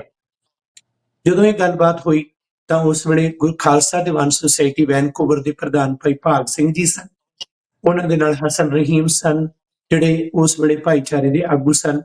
ਸੰਗਤਾਂ ਨੇ ਪੈਸੇ ਇਕੱਠੇ ਕੀਤੇ, ਸਿੱਖਾਂ ਨੇ ਤਕਰੀਬਨ $25,000 ਦੇ ਕਰੀਬ ਉਹ ਉਸ ਵੇਲੇ ਇਕੱਠਿਆਂ ਕਰਕੇ ਜਿਹੜਾ ਪਟਾ ਸੀ ਉਹ ਇਸ ਮਹਾਨ ਸ਼ਖਸੀਅਤ ਦੇ ਨਾਂ ਤੇ ਸਮਰਪਿਤ ਕਰ ਦਿੱਤਾ, ਤੇ ਉਸ ਤੋਂ ਬਾਅਦ ਇਹ ਜਹਾਜ਼ ਨੂੰ ਬਚਾਉਣ ਲਈ ਉਪਰਾਲੇ ਸ਼ੁਰੂ ਹੋਏ। ਦੂਸਰੇ ਪਾਸੇ ਬਾਬਾ ਜੀ ਲਿਖਦੇ ਨੇ ਕਿ ਉਹਨਾਂ ਨੂੰ ਜਹਾਜ਼ 'ਚ ਉਤਰਨਾ ਦਿੱਤਾ ਗਿਆ, ਪਰ ਜਾਪਾਨੀ ਕੈਪਟਨ, ਸਟਾਫ ਸਾਰਾ ਹੀ ਅੰਗਰੇਜ਼ਾਂ ਨਾਲ, ਗੋਰਿਆਂ ਨਾਲ ਮੇਲ ਮਿਲਾਪ ਕਰਦਾ ਸੀ। ਇਹ ਸਾਰਾ ਕੁਝ ਜਦੋਂ ਹੁੰਦਿਆਂ ਦੇਖ ਕੇ ਉਹਨਾਂ ਨੂੰ ਇਸ ਗੱਲ ਦਾ ਦੁੱਖ ਹੋਇਆ ਕਿ ਜੋ ਕੁਝ ਇਹ ਹੋ ਰਿਹਾ ਇਹ ਸਾਡੇ ਵਾਸਤੇ, ਸਾਡੀਆਂ ਪੀੜ੍ਹੀਆਂ ਵਾਸਤੇ ਚੰਗਾ ਨਹੀਂ, ਜਿਹਦੇ ਲਈ ਉਹਨਾਂ ਨੇ ਆਪਣੇ ਵੱਲੋਂ ਬਕਾਇਦਾ ਤੌਰ ਤੇ ਰੋਸ ਵੀ ਦਰਜ ਕਰਾਇਆ। ਆਖਿਰਕਾਰ ਇਹ ਸਾਰਾ ਕੁਝ ਜਿਹੜਾ ਹੈ, ਜਿਸ ਤਰ੍ਹਾਂ ਉਹਨਾਂ ਨੇ ਇਸ ਬਾਰੇ ਆਪ ਆਪਣੇ ਹੱਥ ਲਿਖ ਦੇ ਵਿੱਚ ਦੱਸਿਆ, ਇੱਕ ਸਮਾਂ ਐਸਾ ਆਇਆ ਜਦੋਂ ਕਿ ਇਸ ਜਹਾਜ਼ ਦੇ ਉੱਪਰ ਸੀ ਲਾਇਨ, ਜਿਹੜਾ ਕਿ ਇੱਕ ਸਮੁੰਦਰੀ ਸ਼ੇਰ ਜਿਸ ਨੂੰ ਕਹਿ ਸਕਦੇ ਹਾਂ, ਹਮਲੇ ਲਈ ਚਾੜਿਆ ਗਿਆ। ਹੁਣ ਇੱਕ ਗੱਲ ਹੋਰ ਮੈਂ ਦੱਸਦਾ ਕਿ ਜਦੋਂ ਭਾਈ ਜਸਵੰਤ ਸਿੰਘ ਖਾਲੜਾ ਹੋਰਾਂ ਦੀ ਗੱਲ ਚੱਲਦੀ ਹੈ, ਉਹਨਾਂ ਦੇ ਦਾਦਾ ਜੀ, ਉਹਨਾਂ ਦਾ ਨਾਮ ਭਾਈ ਹਰਨਾਮ ਸਿੰਘ ਖਾਲੜਾ, ਉਹ 5 ਮੈਂਬਰੀ ਕਮੇਟੀ ਦੇ ਵਿੱਚ ਸਨ। ਹਰਨਾਮ ਸਿੰਘ ਖਾਲੜਾ ਹੋਰੀ ਉਸ ਵੇਲੇ ਇਸ ਅਗਵਾਈ ਦੇ ਵਿੱਚ ਸਨ, ਜਿਨ੍ਹਾਂ ਨੇ ਬਕਾਇਦਾ ਬਹੁਤ ਇਤਿਹਾਸਕ ਰੋਲ ਅਦਾ ਕੀਤਾ। ਤੇ ਹਰਨਾਮ ਜੀ। ਸਿੰਘ ਖਾਲੜਾ ਹੋਰੀ ਜਦੋਂ ਜਹਾਜ਼ ਦੇ ਉੱਪਰ ਇਹਨਾਂ ਹਮਲਾ ਕੀਤਾ, ਉਸ ਵੇਲੇ ਬਾਬਾ ਗੁਰਦਿੱਤ ਸਿੰਘ ਜੀ, ਹਰਨਾਮ ਸਿੰਘ ਖਾਲੜਾ ਜੀ, 5 ਮੈਂਬਰੀ ਕਮੇਟੀ, ਇਹ ਉਸ ਦਾ ਮੁਕਾਬਲਾ ਕਰ ਰਹੇ ਸਨ ਤੇ ਜਹਾਜ਼ ਦੇ ਅੰਦਰੋਂ ਫਾਇਰਿੰਗ ਜਵਾਬੀ ਹੋਈ। ਉਹ ਫਾਇਰਿੰਗ ਕਰਨ ਵਾਲੇ ਭਾਈ ਜਸਵੰਤ ਸਿੰਘ ਖਾਲੜਾ ਦੇ ਦਾਦਾ ਜੀ ਭਾਈ ਹਰਨਾਮ ਸਿੰਘ ਖਾਲੜਾ ਸਨ। ਇਹ ਇੱਕ ਜੀ। ਇਤਿਹਾਸਕ ਤੱਥ ਹੈ ਜਿਹੜਾ ਕਿ ਉਹਨਾਂ ਦੀ ਬੱਚੀ ਨਵਕਿਰਨ ਕੌਰ ਨੇ ਬਕਾਇਦਾ ਲਿਖ ਕੇ ਜਾਣਕਾਰੀ ਦੇ ਰੂਪ ਦੇ ਵਿੱਚ ਵੀ ਸਾਡੇ ਨਾਲ ਸਾਂਝਾ ਕੀਤਾ ਤੇ ਇਤਿਹਾਸਿਕ ਕਿਤਾਬਾਂ ਦੇ ਵਿੱਚ ਵੀ ਨੇ। ਇਹ ਗੱਲ ਇਸ ਕਰਕੇ ਮਹੱਤਵਪੂਰਨ ਹੈ ਕਿ ਉਹਨਾਂ ਦੇ ਵਾਰਸ ਜਿਹੜੇ ਹਨ, ਉਹ ਵਾਰਸ ਕੋਈ ਹੋਰ ਨਹੀਂ, ਉਹ ਵਾਰਸ, ਅਸਲ ਵਾਰਸ ਉਹ ਨੇ ਜਿਨ੍ਹਾਂ ਨੇ ਉਸ ਵੇਲੇ ਤੇ ਹੁਣ ਪਹਿਰਾ ਦਿੱਤਾ ਜ਼ੁਲਮ ਦੇ ਖਿਲਾਫ। ਪੜਦਾਦੇ ਨੇ ਬ੍ਰਿਟਿਸ਼ ਹਕੂਮਤ ਦੇ ਜ਼ੁਲਮ ਦੇ ਖਿਲਾਫ ਲੜਾਈ ਲੜੀ, ਪਿਤਾ ਨੇ ਇੰਡੀਅਨ ਹਕੂਮਤ ਦੇ ਜ਼ੁਲਮ ਦੇ ਖਿਲਾਫ ਲੜਾਈ ਲੜੀ, ਬੱਚੇ ਫਿਰ ਉਸੇ ਸਿਧਾਂਤ ਤੇ ਪਹਿਰਾ ਦੇ ਰਹੇ ਨੇ। ਅਸਲ ਵਾਰਸ ਉਹ ਹੁੰਦੇ ਨੇ ਪਰਿਵਾਰ 'ਚ ਜਨਮ ਲੈ ਲੈਣਾ ਜਾਂ ਉਸ ਦੀ ਕੇਵਲ ਨਾ ਵਰਤ ਕੇ ਉਸ ਨੂੰ ਇਸਤੇਮਾਲ ਕਰਕੇ ਆਪਣੇ ਬਜ਼ੁਰਗਾਂ ਦੀ ਕੀਤੀ ਦੇ ਉਲਟ ਜਾ ਕੇ ਫਿਰ ਚੱਲਣਾ ਤੇ ਕਹਿਣਾ ਕਿ ਸਾਡੇ ਬਾਬੇ ਇਹ ਕਰਦੇ ਸਨ। ਸਵਾਲ ਤਾਂ ਇਹ ਹੈ ਕਿ ਅਸੀਂ ਕਿੱਥੇ ਖੜੇ ਹਾਂ। ਸੋ ਇਸੇ ਕਾਰਨ ਅਸੀਂ ਇਹ ਫੈਸਲਾ ਕੀਤਾ ਕਿ ਸ਼ਹੀਦ ਜਸਵੰਤ ਸਿੰਘ ਖਾਲੜਾ ਜੀ, ਉਹਨਾਂ ਦੇ ਸੁਪੁੱਤਰ ਭਾਈ ਜਗਮੀਤ ਸਿੰਘ ਜੀ ਖਾਲੜਾ, ਉਹਨਾਂ ਨੂੰ ਵਿਸ਼ੇਸ਼ ਤੌਰ ਤੇ ਸ਼ਾਮਲ ਕੀਤਾ ਜਾਏ। ਜਦੋਂ ਇਹ ਪ੍ਰੋਕਲੇਮੇਸ਼ਨ ਐਲਾਨੀਆ ਤੌਰ ਤੇ ਹੋਇਆ ਤੇ ਉਸ ਦੀ ਪਹਿਲੀ ਜਿਹੜੀ ਹੈ ਲਿਖਤ ਹੈ ਉਹ ਉਹਨਾਂ ਨੂੰ ਸੌਂਪ ਕੇ ਮਾਣ ਮਹਿਸੂਸ ਹੋਇਆ। 25 ਦੇ ਕਰੀਬ ਸੰਸਥਾਵਾਂ, ਜਥੇਬੰਦੀਆਂ, ਜਿਨ੍ਹਾਂ 'ਚ ਗੁਰਦੁਆਰਾ, ਸਮਾਜ ਸੇਵੀ ਸੰਸਥਾਵਾਂ, ਵਿਦਿਅਕ ਸੰਸਥਾਵਾਂ, ਸਿੱਖ, ਗੈਰ ਸਿੱਖ ਸੰਸਥਾਵਾਂ, ਪਾਕਿਸਤਾਨ ਤੋਂ ਰਾਏ ਅਜ਼ੀਜ਼ੁੱਲਾ ਖਾਨ, ਜਿਹੜੇ ਗੰਗਾ ਸਾਗਰ ਰਾਹੀਂ ਗੁਰੂ ਗੋਬਿੰਦ ਸਿੰਘ ਜੀ ਦਾ ਉਹ ਇਤਿਹਾਸ ਵਿਰਾਸਤ ਸਾਂਭੀ ਹੈ, ਉਹ ਮਹਿਮਾਨ ਜੀ ਸਨ। ਬਲਤੇਜ ਸਿੰਘ ਢਿੱਲੋਂ ਜਿਹੜੇ ਸੈਨੇਟਰ ਨੇ, ਜਿਨ੍ਹਾਂ ਨੇ ਕੈਨੇਡਾ ਦੇ ਇਤਿਹਾਸ ਵਿੱਚ ਦਸਤਾਰ ਦੀ ਲੜਾਈ ਲੜੀ, ਉਸ ਸਮੇਂ ਜਦੋਂ ਕਿ ਪੱਗ ਤੇ ਪਾਬੰਦੀ ਸੀ, ਕੈਨੇਡਾ ਦੇ ਵਿੱਚ ਦਸਤਾਰ ਬੰਨ੍ਹ ਕੇ ਕੋਈ ਪੁਲਿਸ 'ਚ ਨਹੀਂ ਸੀ ਜਾ ਸਕਦਾ, ਉਸ ਵੇਲੇ ਸੰਘਰਸ਼ ਕੀਤਾ। ਇਹ ਇੱਕ ਸਾਡੀਆਂ ਪੀੜ੍ਹੀਆਂ ਲਈ ਪ੍ਰੇਰਨਾਦਾਇਕ ਹੈ। ਇਹ ਸੰਘਰਸ਼ ਸਾਡੇ ਲਈ ਵੀ ਇੱਕ ਰਹਿਨੁਮਾ ਨੇ। ਸੋ ਉਹਨਾਂ ਨੇ ਇਹ ਅਗਵਾਈ ਕੀਤੀ, ਉਹਨਾਂ ਦੇ ਵਾਸਤੇ ਉਹਨਾਂ ਦੇ ਇਤਿਹਾਸ ਸੰਬੰਧ ਦੇ ਵਿੱਚ ਵੀ ਇੱਕ ਜ਼ਿਕਰਯੋਗ ਪੱਖ ਹੈ। ਉਸ ਤੋਂ ਬਾਅਦ ਫਿਰ ਅਸੀਂ ਦੇਖਦੇ ਹਾਂ ਕਿ ਇੱਥੋਂ ਦੀਆਂ ਮੋਢੀ ਸੰਸਥਾਵਾਂ, ਉਹਨਾਂ ਦੇ ਨੁਮਾਇੰਦੇ ਇਸ ਮੌਕੇ ਤੇ ਸ਼ਾਮਲ ਸਨ। ਉਹਨਾਂ ਦੇ ਇਲਾਵਾ ਮੈਂਬਰ ਆਫ ਪਾਰਲੀਮੈਂਟ, ਚਾਹੇ ਉਹ ਸੁਖ ਧਾਲੀਵਾਲ ਨੇ, ਚਾਹੇ ਗੁਰਬਖਸ਼ ਸਿੰਘ ਸੈਣੀ ਨੇ, ਚਾਹੇ ਇਸ ਸਮੇਂ ਸਾਡੇ ਪਾਰਲੀਮੈਂਟੇਰੀਅਨ ਹੋਰ ਨੇ, ਵੱਖ-ਵੱਖ ਪਾਰਟੀਆਂ ਨੇ, ਪ੍ਰੋਵਿੰਸ਼ੀਅਲ ਪੱਧਰ ਤੇ ਸਾਡੇ ਨੁਮਾਇੰਦੇ ਜਿਹੜੇ ਚੁਣੇ ਹੋਏ ਨੇ ਉਹ ਆ, ਤੇ ਇਸੇ ਤਰੀਕੇ ਨਾਲ ਸਿਟੀ ਪੱਧਰ ਤੇ ਮੇਅਰ ਪ੍ਰਿੰਡਾ ਲੋਕ, ਉਹਨਾਂ ਦੇ ਸਾਥੀ, ਤੇ ਸਰਬਜੀਤ ਸਿੰਘ ਬੈਂਸ ਜਿਹੜੇ ਇੱਕ ਉਹ ਸ਼ਖਸ ਨੇ ਜਿਨ੍ਹਾਂ ਨੇ ਇਸ ਕਾਰਜ ਨੂੰ ਹੁਣ ਵੀ ਕੀਤਾ। ਤੇ 1999 ਦੇ ਵਿੱਚ ਜਦੋਂ 75ਵੀਂ ਵਰ੍ਹੇਗੰਢ ਸੀ, ਉਸ ਵੇਲੇ ਵੀ ਪ੍ਰੋਕਲੇਮੇਸ਼ਨ ਉਹਨਾਂ ਨੇ ਕਰਾਈ, ਪਰ ਉਸ ਵੇਲੇ ਕਾਮਾਗਾਟਾ ਮਾਰੂ ਨਾਂ ਹੀ ਚੱਲਦਾ ਸੀ। ਤੇ ਇਸ ਥਾਂ ਤੇ ਆ ਕੇ ਉਹਨਾਂ ਨੇ ਕਿਹਾ ਕਿ ਮੈਂ ਆਪਣੇ ਆਪ ਨੂੰ ਸੋਧ ਰਿਹਾ, ਆਪਣੀ ਗਲਤੀ ਨੂੰ ਠੀਕ ਕਰ ਰਿਹਾ। ਅਸੀਂ ਸਾਰਿਆਂ ਨੇ 75ਵੀਂ ਵਰ੍ਹੇਗੰਢ ਮਨਾਈ, ਪਰ ਸਾਨੂੰ ਉਸ ਵੇਲੇ ਇੰਨੀ ਸੋਝੀ ਨਹੀਂ ਸੀ, ਨਹੀਂ ਤਾਂ ਅਸੀਂ ਇਹ ਕੰਮ ਉਦੋਂ ਹੀ ਕਰ ਦੇਣਾ ਸੀ, ਅਸੀਂ ਇੱਥੋਂ ਤੱਕ ਪਹੁੰਚਣਾ। ਸੋ ਇਸ ਕਰਕੇ ਸੰਗਤਾਂ ਨੇ ਬਹੁਤ ਉਤਸ਼ਾਹ ਦਿਖਾਇਆ।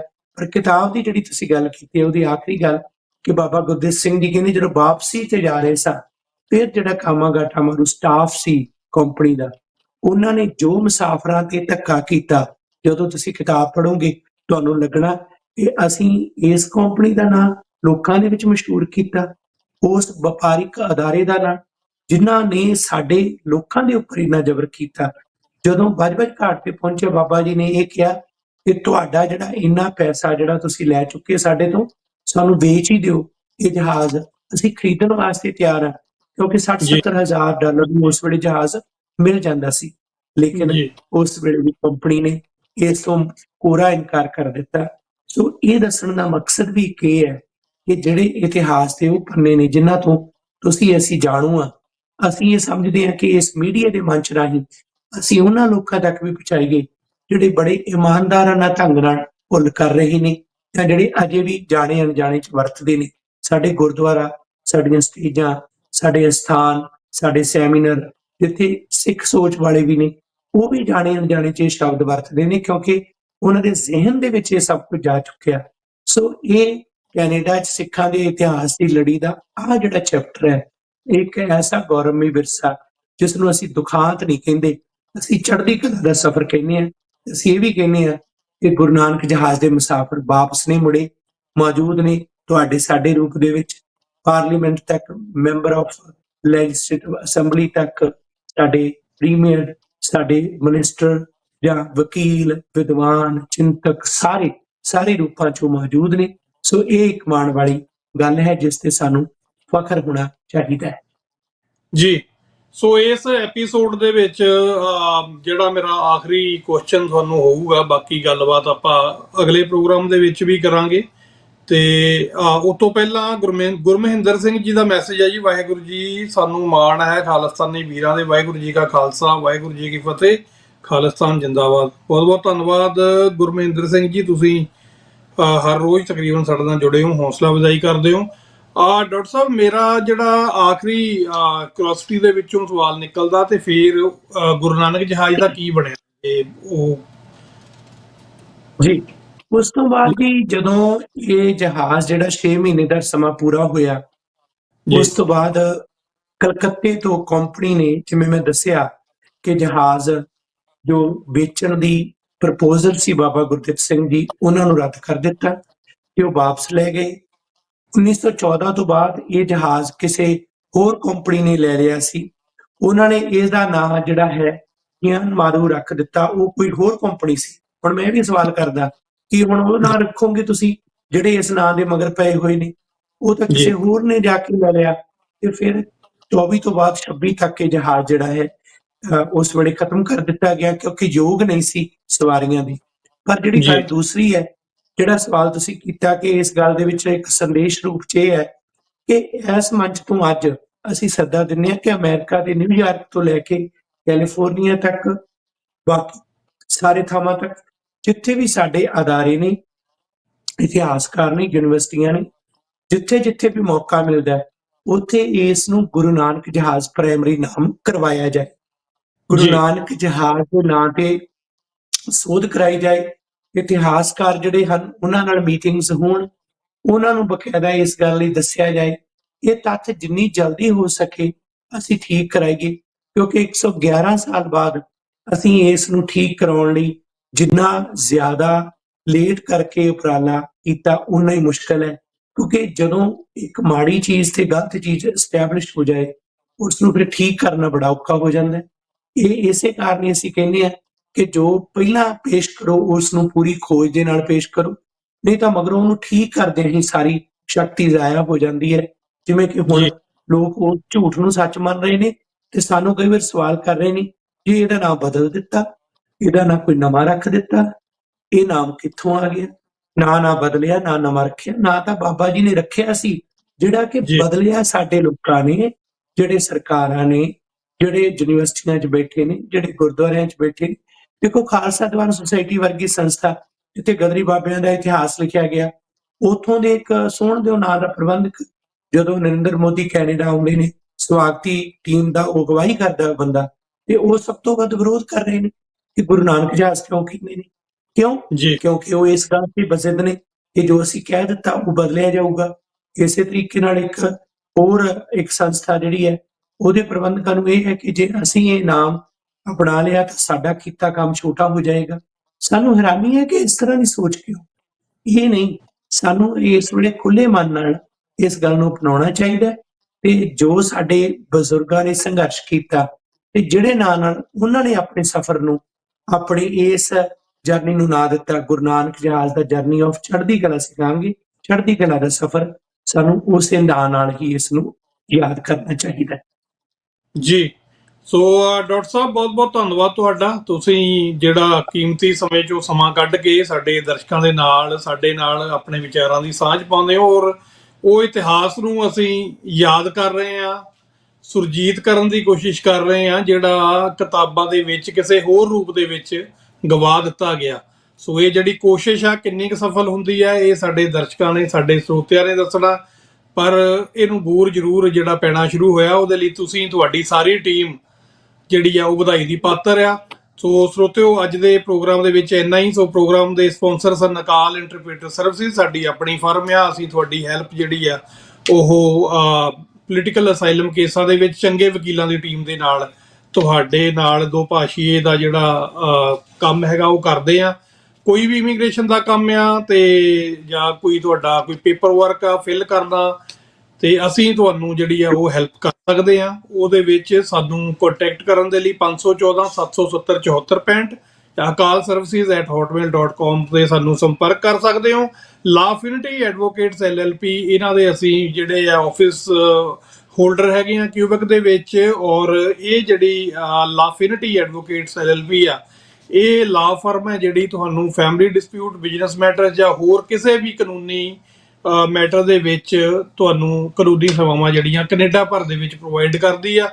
ਸੋ ਤੁਸੀਂ ਜਿਹੜਾ ਜੇ ਪ੍ਰੋਗਰਾਮ ਨੂੰ ਸਪਾਂਸਰ ਕਰਨਾ ਚਾਹੁੰਦੇ ਹੋ ਤਾਂ ਫਿਰ ਵੀ ਤੁਸੀਂ tv84.tv ਦੀ ਵੈਬਸਾਈਟ ਤੇ ਜਾ ਕੇ ਸਾਡੀ ਟੀਮ ਨੂੰ ਕੰਟੈਕਟ ਕਰ ਸਕਦੇ ਹੋ। ਤੇ ਸਾਨੂੰ ਤੁਹਾਡੀ ਹੈਲਪ ਦੀ ਵੀ ਲੋੜ ਹੈ ਤੇ ਡੋਨੇਸ਼ਨ ਦੀ ਵੀ ਲੋੜ ਆ। ਉਹਦੇ ਲਈ ਵੀ ਤੁਸੀਂ tv84.tv ਵੈਬਸਾਈਟ ਤੇ ਜਾ ਕੇ, ਤਾਂ ਕਿ ਇਹ ਜਿਹੜਾ ਸਾਡਾ ਪੰਥਕ ਉਪਰਾਲਾ, ਇਹ ਜਿਹੜਾ ਤੁਹਾਡੀ ਕਿਰਪਾ ਦੇ ਨਾਲ, ਤੁਹਾਡੀ ਵਾਹਿਗੁਰੂ ਦੀ ਕਿਰਪਾ ਦੇ ਨਾਲ, ਤੁਹਾਡੀ ਮਦਦ ਦੇ ਨਾਲ ਚੱਲਦਾ ਰਹੇ। ਸੋ ਡਾਕਟਰ ਸਾਹਿਬ ਬਹੁਤ ਬਹੁਤ ਧੰਨਵਾਦ, ਤੇ ਆਪਾਂ ਫੇਰ ਮਿਲਾਂਗੇ। ਤੇ ਦਰਸ਼ਕਾਂ ਨੂੰ ਵੀ ਅਸੀਂ ਫਤਿਹ ਬੁਲਾਉਂਦੇ ਹਾਂ। ਵਾਹਿਗੁਰੂ ਨੇ ਸਵਾਸਾਂ ਦੀ ਲੜੀ ਇਸੇ ਤਰ੍ਹਾਂ ਚੱਲਦੀ ਰੱਖੀ, ਆਪਣੇ ਪੈਰਾਂ ਤੇ ਖਲੋਣ ਦਾ ਬਲ ਬਖਸ਼ਿਆ। ਕੱਲ ਨੂੰ ਫੇਰ ਨਵੇਂ ਮਹਿਮਾਨ ਦੇ ਨਾਲ, ਨਵੇਂ ਮੁੱਦੇ ਦੇ ਨਾਲ ਫੇਰ ਮਿਲਾਂਗੇ। ਵਾਹਿਗੁਰੂ ਜੀ ਕਾ ਖਾਲਸਾ, ਵਾਹਿਗੁਰੂ ਜੀ ਕੀ ਵਾਹਿਗੁਰੂ ਜੀ ਕੀ ਫਤਿਹ।